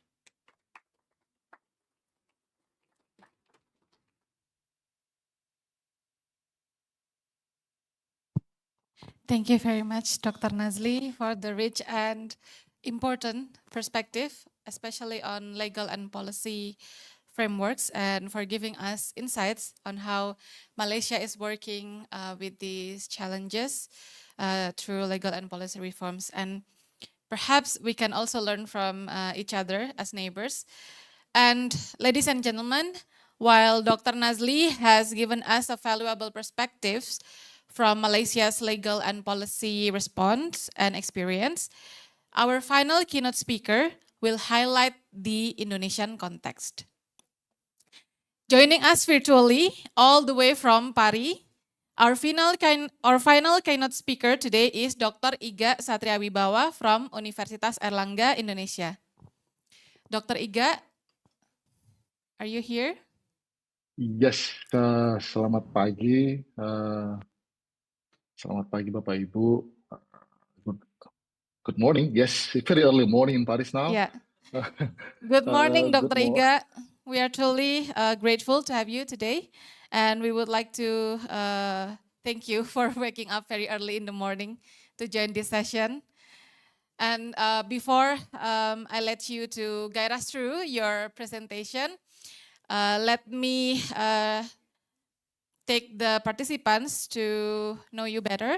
So, ladies and gentlemen, Dr. Iga is a lecturer at the Department of Communication, Universitas Airlangga, and currently serves as Deputy Permanent Delegate of Indonesia to UNESCO in Paris. And previously, he served as an attaché for education and culture at the Indonesian Embassy in Singapore. And he earned his PhD in media and communication from Curtin University. And he is an expert in cultural diplomacy, creative industries, and media studies.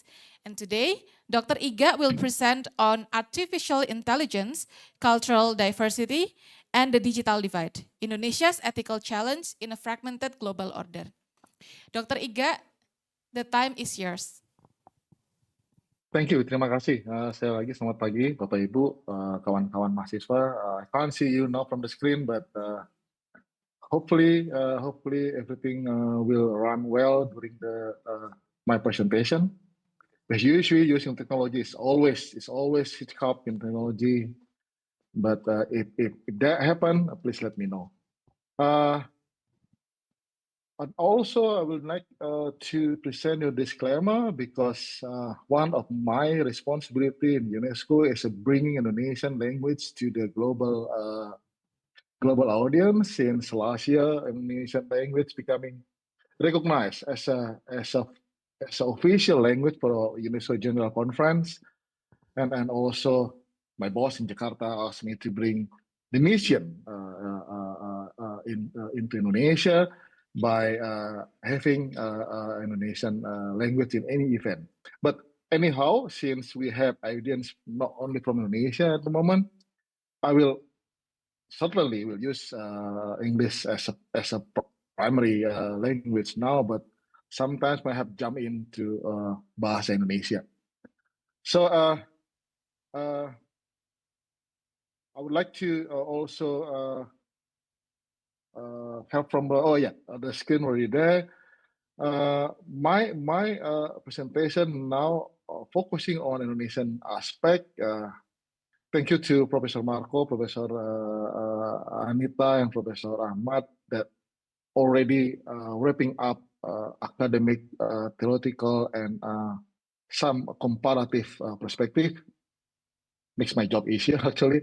And I now I'm bringing you to the focus on Indonesian case, aligned with my job in UNESCO to also bringing Indonesian diplomatic in cultural and education issues in international forum, especially in UNESCO.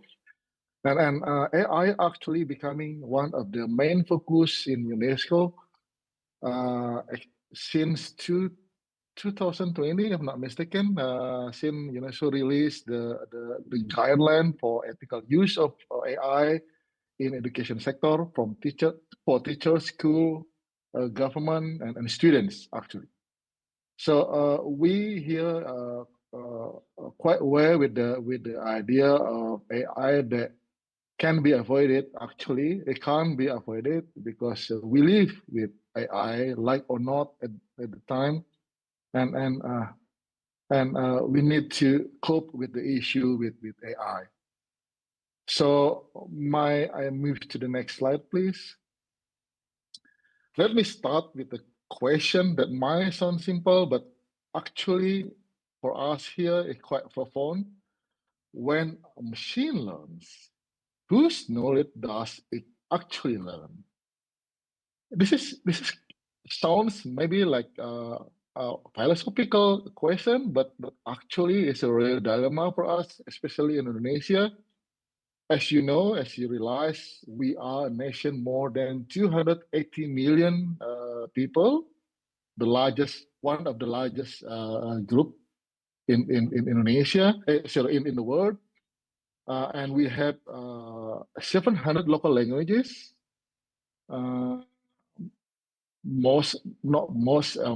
Some of them is what we call a dying language. It's only spoken by few people already.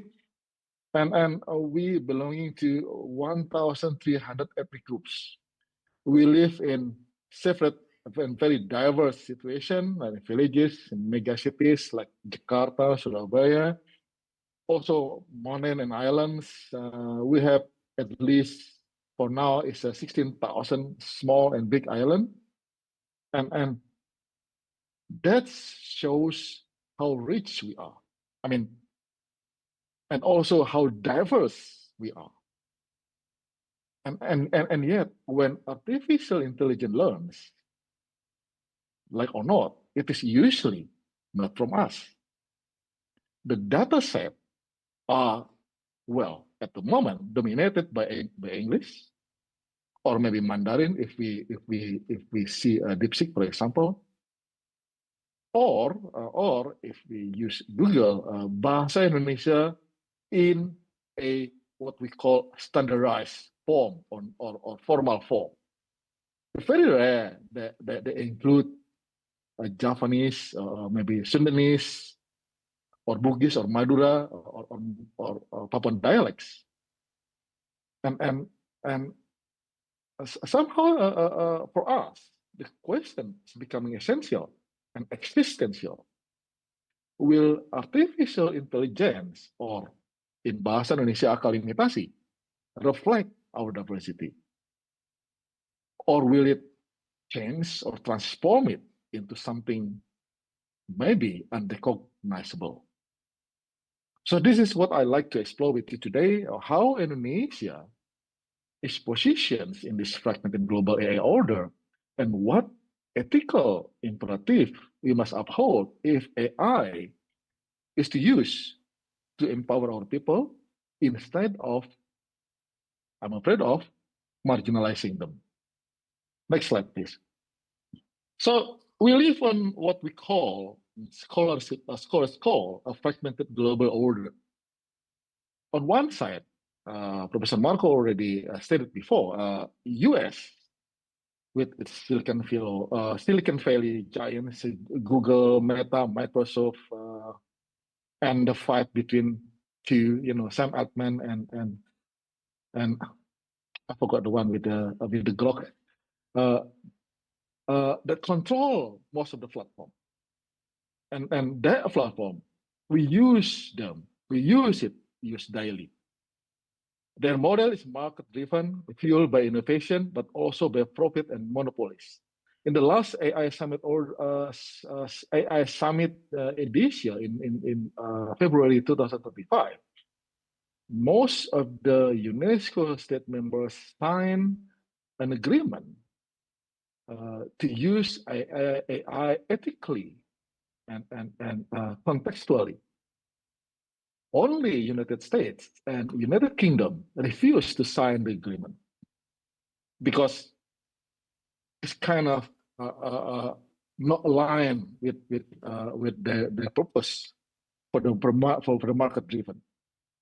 On the other side, China with its state-led AI ecosystem, and you see DeepSeek in the last 4 or 5 months becoming a new global trend, and also we see the advanced AI technology in China with smart cities, surveillance, of course, facial recognition, and the using especially in health sectors. Intercross with what we call questions of governance and control. And then we have European Union, which tries at least to strike a different path by pushing regulation. European Union releasing some regulation control and trying to put a strict on ethical standards and strong human right-based approach. And now, where does that leave Indonesia? Where are we now? We have to be honest and not really like good news. We are not yet an AI powerhouse. We are mostly technology makers. We're not yet technology makers. We don't dominate data set. We don't have the machine, even though we are now going towards build our own system with Sahabat AI, managed by Corical community. Is a community based on some expert in cyber and AI from Indonesia. Now also they design the blueprint and the roadmap for the AI technology for Indonesia, and we import the system at this time, the codes, the tools, everything. We adapt, but we don't dictate the rules. We don't have the rules. We don't have the servers. Well, we are heavy users, but we don't create that, and that has consequences. It means our digital sovereignty is fragile. It means our dependency on foreign technologies is growing and becoming more and more dependable. And perhaps most importantly, it means our cultural narrative of becoming rich being shaped by data sets that do not know us, do not understand us, and algorithms that do not speak our language. Why language becoming important? I'll see in the next slide. So in Indonesia, we have a double challenge. First, the cultural diversity, and the other one is digital divide. Cultural diversity in one side is one of our advantage, richness, uniqueness, but also in AI era becoming challenges. And we always saying, and from the high school, primary school, we always keep proudly say Bhinneka Tunggal Ika, unity in diversity. well, this is not just a slogan. This is actually our reality. We live in embed in language, oral tradition, rituals, and arts, and each of us is so different somehow.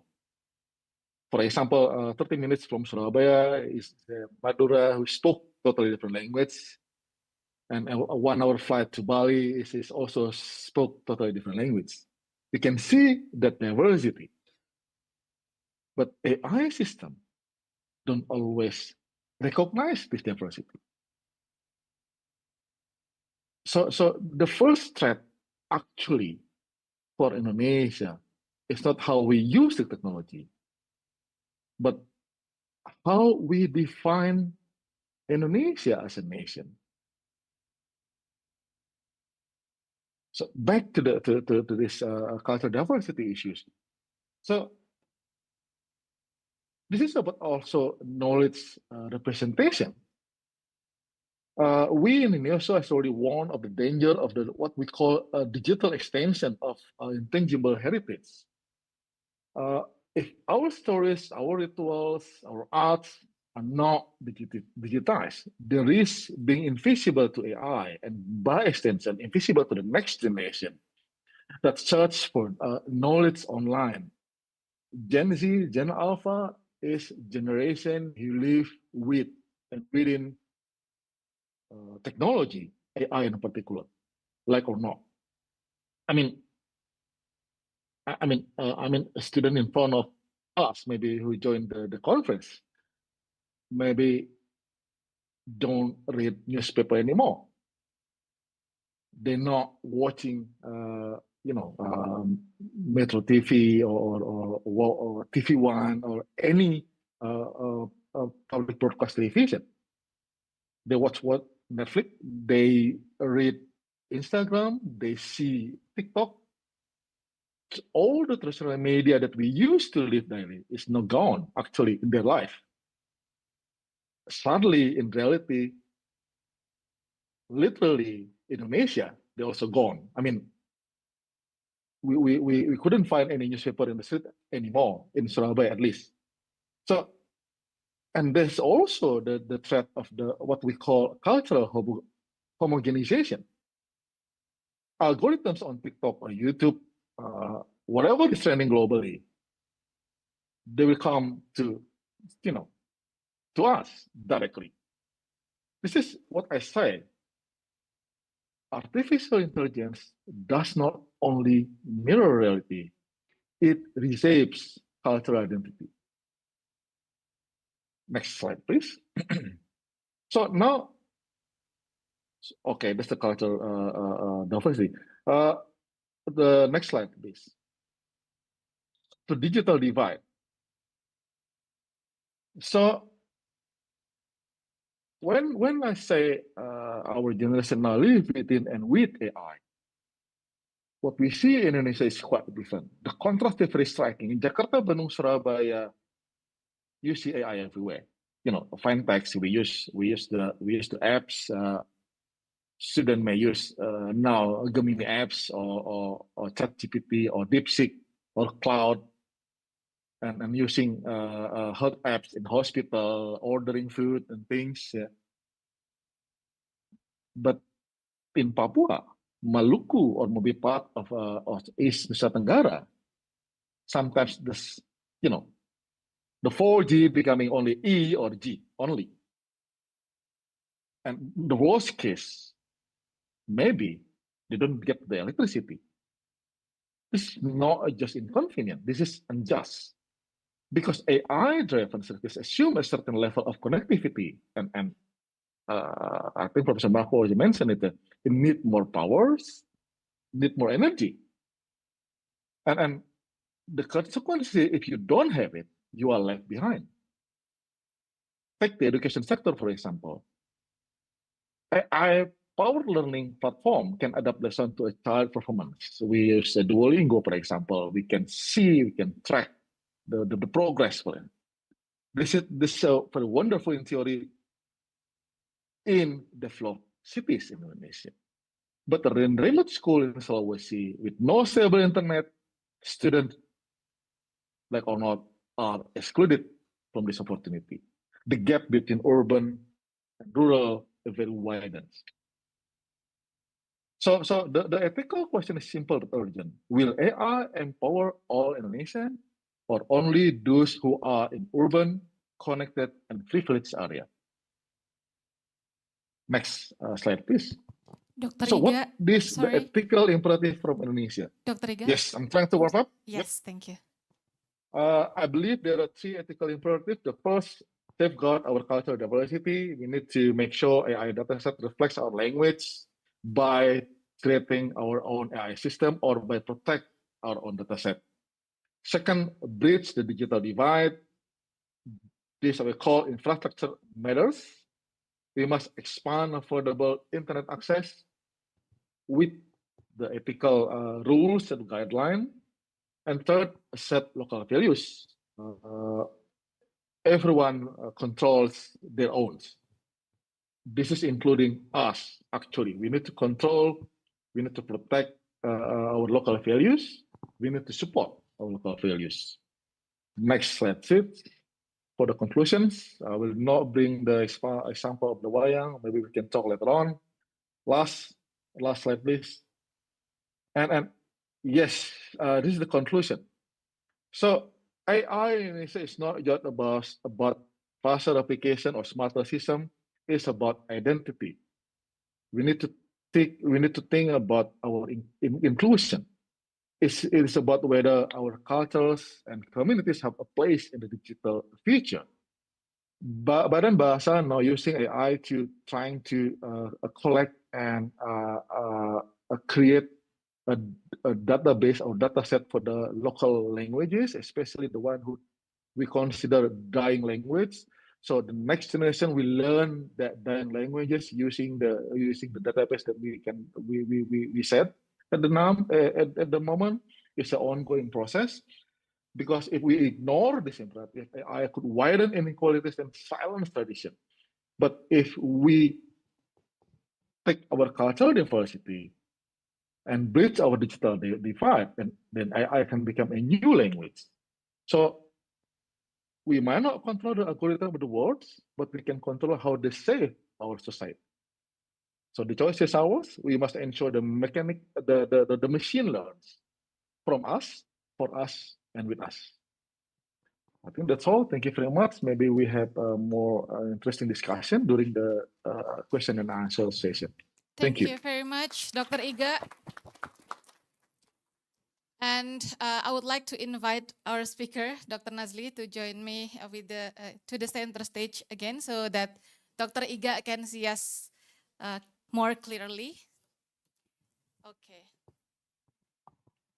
So, ladies and gentlemen, we have learned from our two keynote speakers about more localized contexts from Indonesia and Malaysia from different perspectives as well. And now we will move into our Q&A session. And I will begin with the question to both of our speakers, and participants are allowed to prepare your questions. So, Dr. Nazli and Dr. Iga, both of you have highlighted how AI creates unique and local as well as universal challenges. So my question is, from your experiences, what do you see as the most urgent step that we, Southeast Asian countries, or the wider global South must take to ensure that AI develops in ways that are not only innovate, but also fair and inclusive and culturally grounded?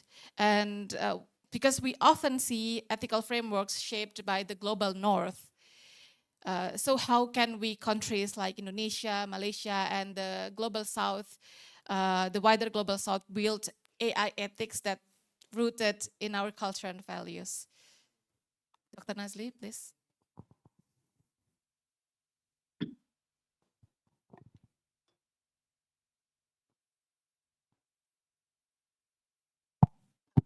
Okay, thank you very much for the question. It's a very good question, interesting question. For the time being, I would say that we need to engage more, join the we need to collaborate with international actors. Like Dr. Igat said just now, we are predominantly users. We are not the developers. So we cannot stay away from the technology. Of course, we need to embrace the technology. So we need to collaborate with the developers, join the bigger organization. For example, last week, like I said just now about ASEAN Forum. So the 10 ASEAN countries joined together, discussed the issue. It's about AI and cybercrime last week. So at least we can give input from our own perspective. Okay, Singapore, developed country, their challenges is different from Malaysia, from Indonesia, but we need to give input so that the developers, the other international players know about our scenario, our current situation. Like Dr. Ika said just now, Indonesia, because of the diversity is quite difficult to give, because of the size of the country and the size of the population. Compared to Malaysia, it's only 33 million, so our situation is not that critical.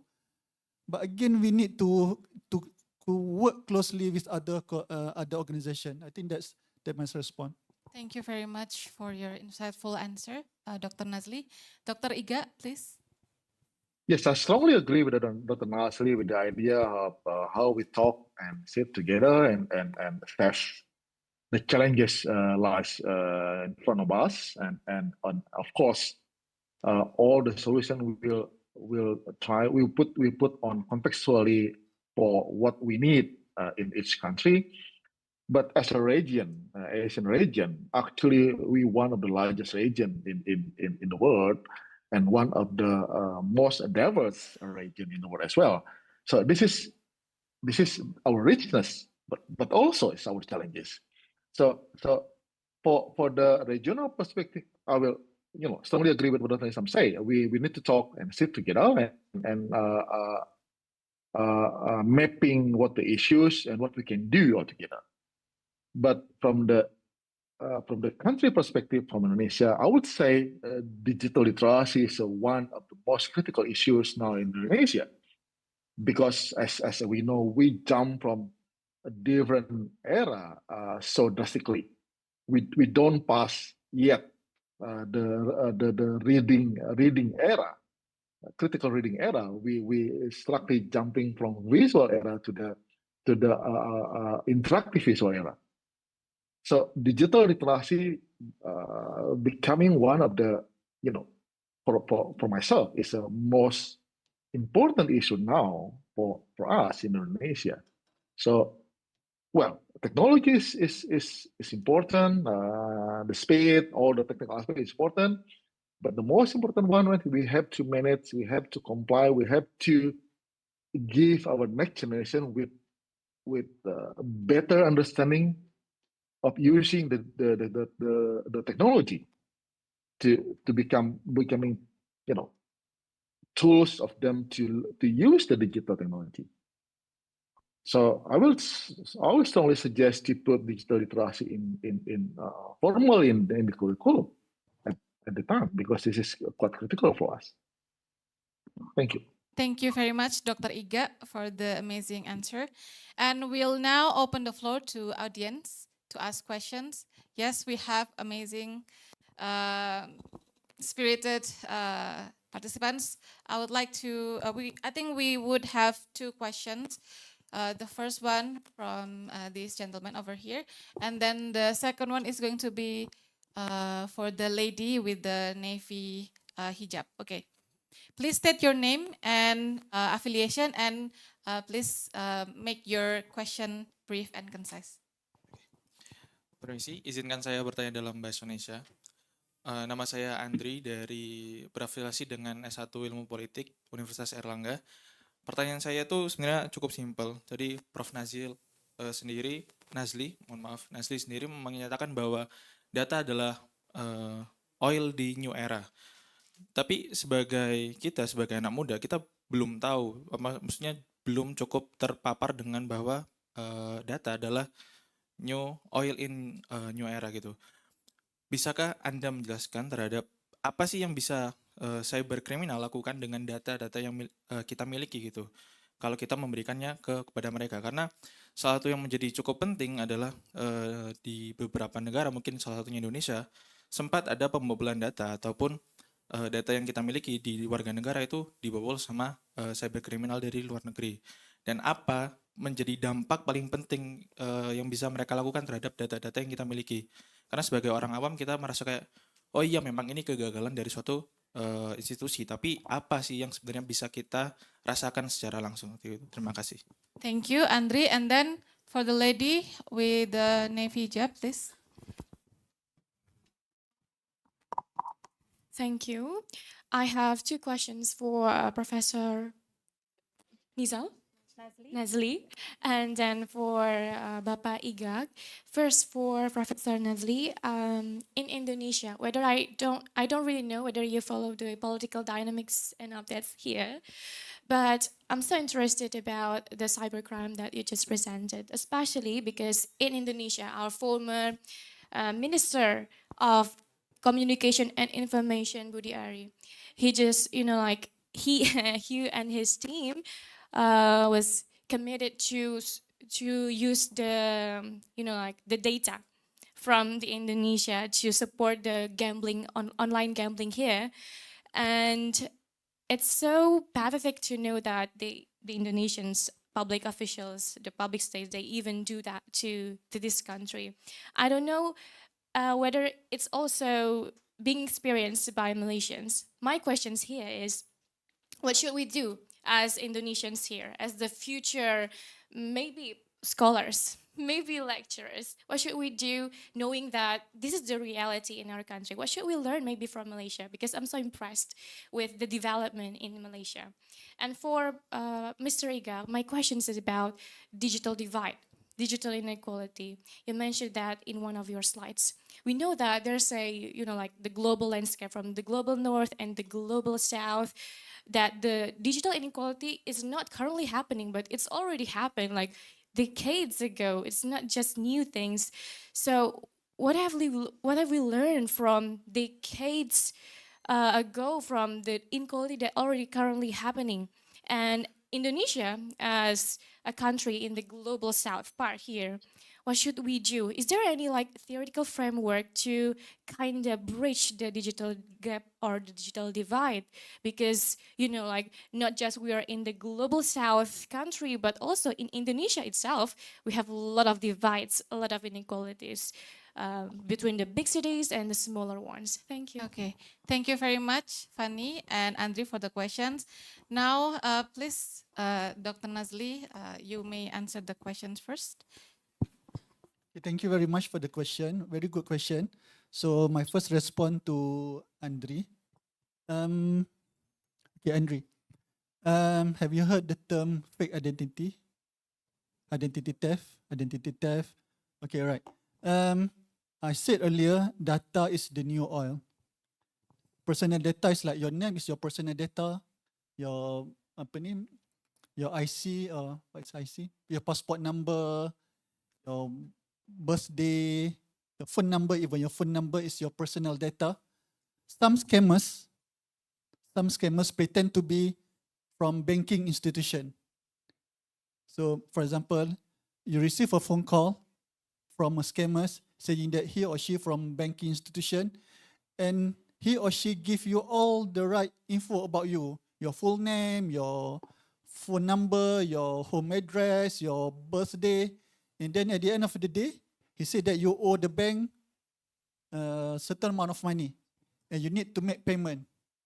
So that's from your data, your personal data, because you share your personal data before. Perhaps you post your student ID on your IG, on your FB, and so on and so forth. There are scammers out there use this information and then make scam calls. Scam call and then scam you, because in Malaysia there are many pensioners who once they retire from the government service, they will get money. So normally pensioners, they are not really aware of this new cyber crimes.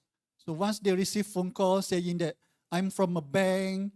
I know that you just retired and you receive let's say 1 million ringgit from the government, but unfortunately, that's not all your money. You need to pay to this agency. That's cybercrime based on your data, based on your personal data. So that's number one. Have I answered your question, Andre? Okay, all right. The second question. From Fanny, what should we do when, for example, government use our data and sell the data to the third party? Unfortunately, Fanny, we have the same problem in Malaysia because our PDPA, Personal Data Protection Act, does not apply to the government. Until today, even though the government passed Personal Data Protection in 2010, and then there is recent amendment last year, the public urged the statute, the law applies to the government as well, but until today, the government are exempted. So we are still urging the government to comply with the international standard, whereby data protection applies to all. But until today, it's quite sad lah. Until today. Thank you, Dr. Nazli. Now let us hear the responses from Dr. Iga around the questions. Dr. Iga, please. Yes, I forgot the first question is Andri. I think your question also reflects the importance of the digital literacy. For example, Singapore put digital literacy as a compulsory subject for all the new students in university in the first year, and also now trying to inject in progress injecting the subject to the high school and the primary and secondary school. I think Indonesia need that.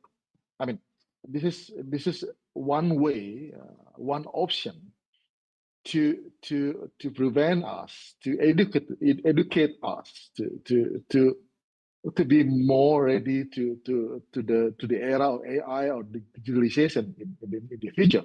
But also now, it's not only in the future, but now. So digital literacy is one of the answer actually. But the other way around is of course we need the data protection regulations, and I think Minister of Communication and Digitalization now also releasing the regulation to protect the children from using the social media, following what have been done in Australia, in Singapore as well.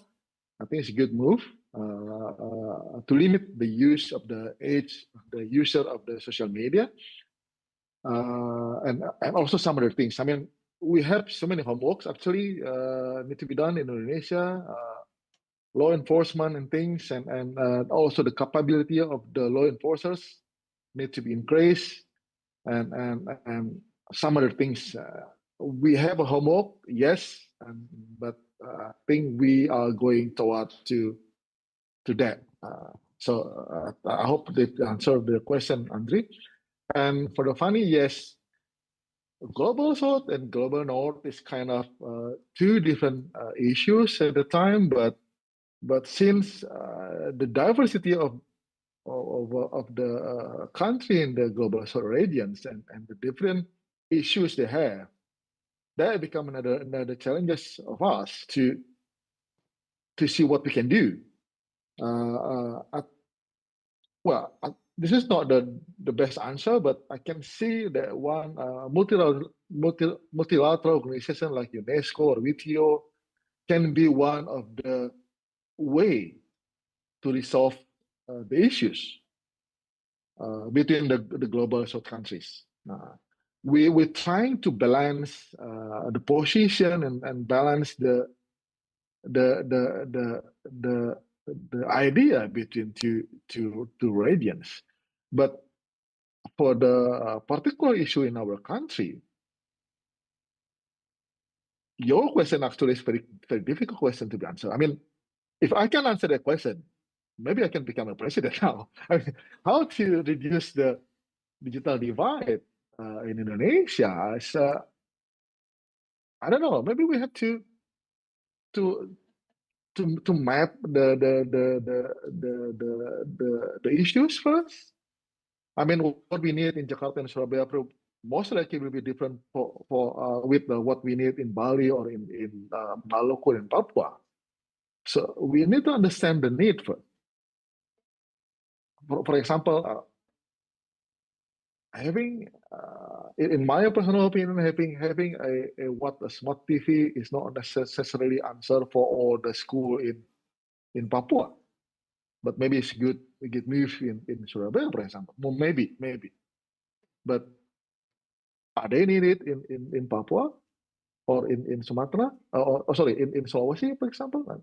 I mean, we need to think carefully because, like I said, our diversity is our richness, but also becoming our problems actually, because we need to find a solution for each province or each island or each region, because each region has their own issues that might be different with other region or other province.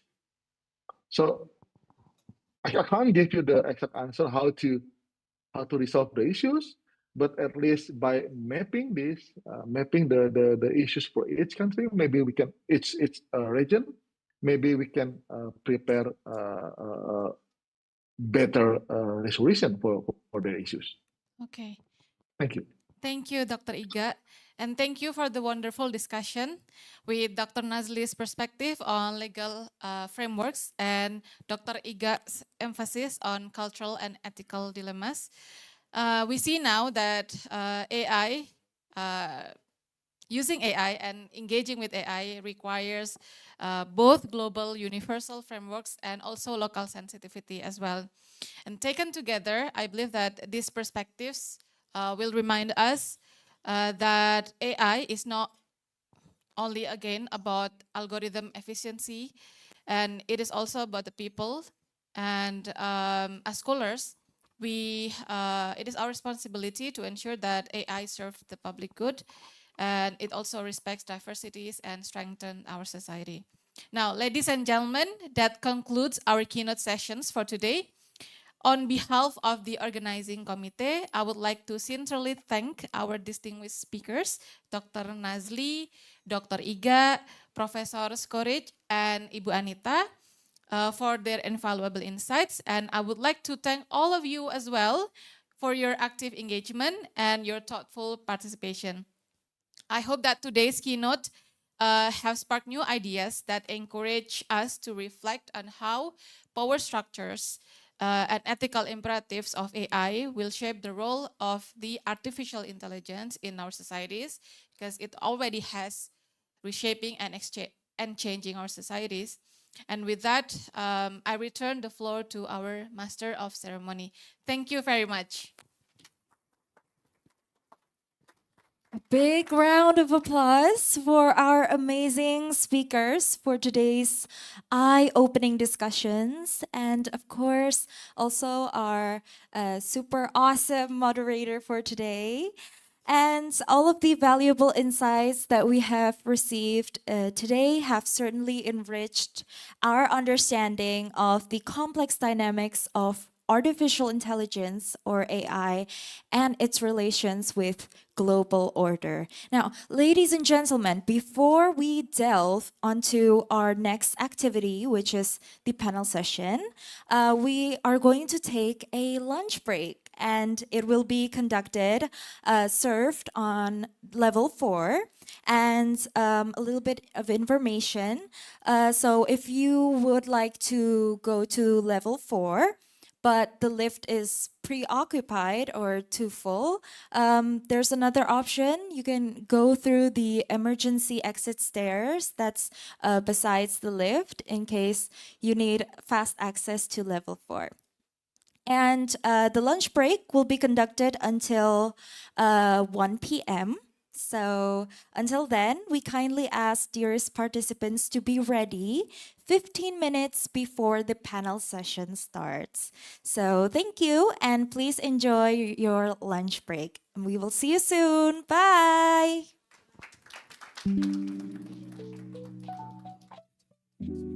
Oh yeah. Okay. Okay. Dearest participants, sorry beforehand, but we shall take a quick documentation session. So maybe for the people on the sides, maybe can gather a little bit to the middle so that we can take the photo from the middle over here.